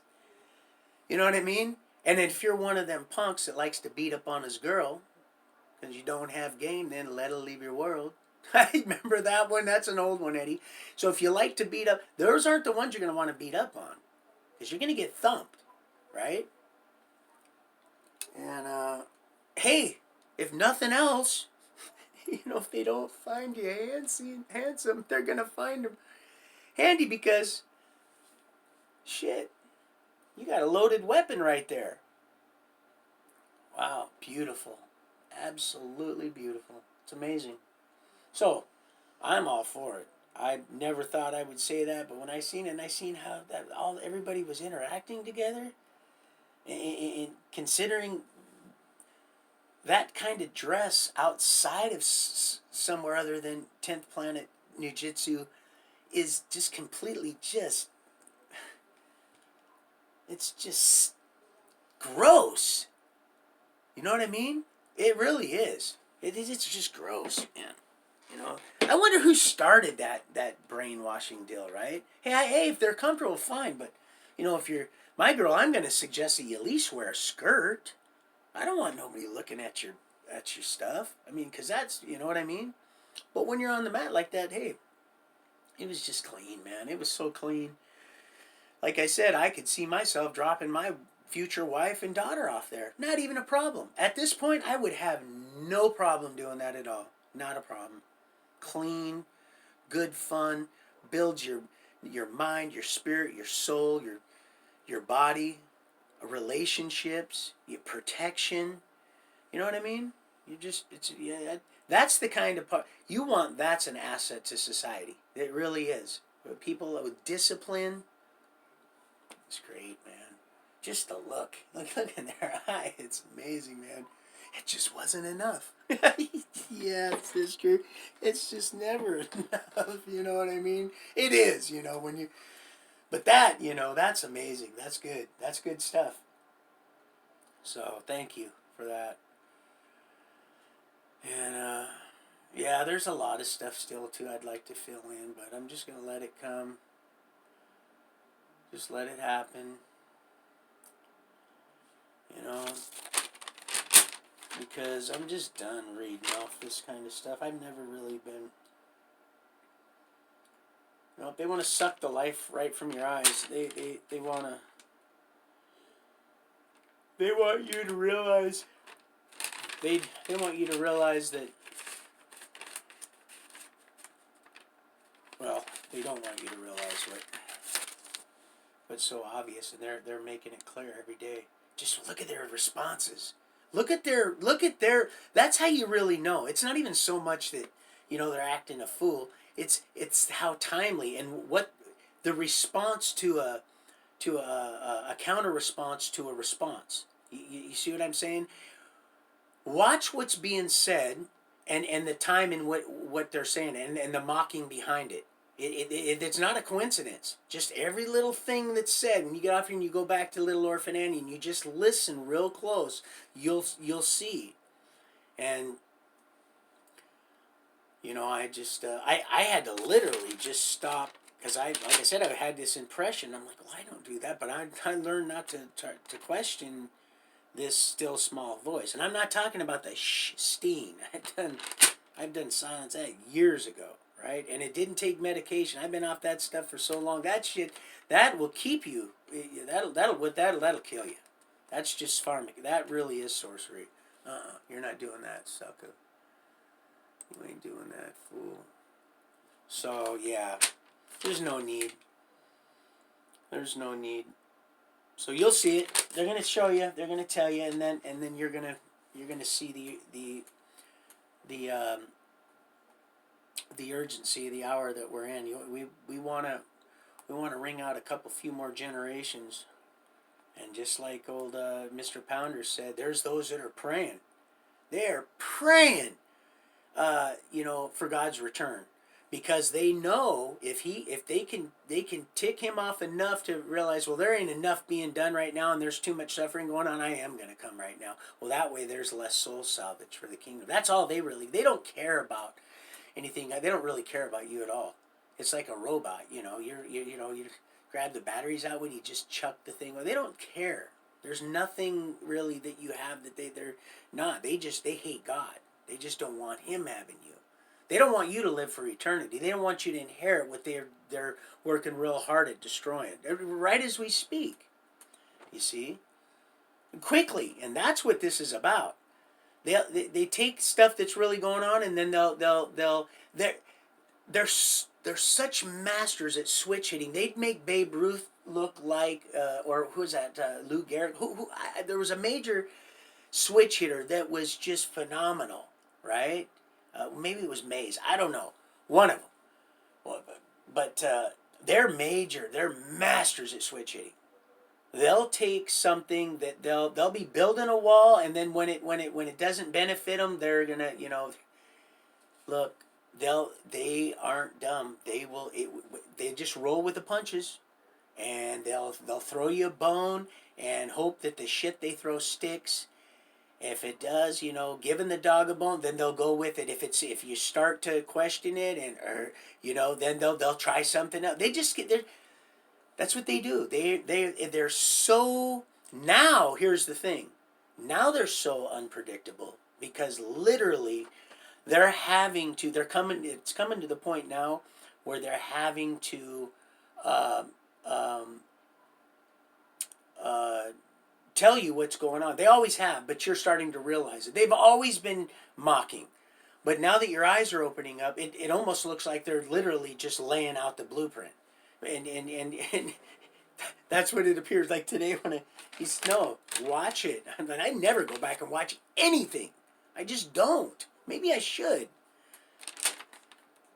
But go back and watch it. And I wrote all this stuff off just one little hour video. All these little nuggets.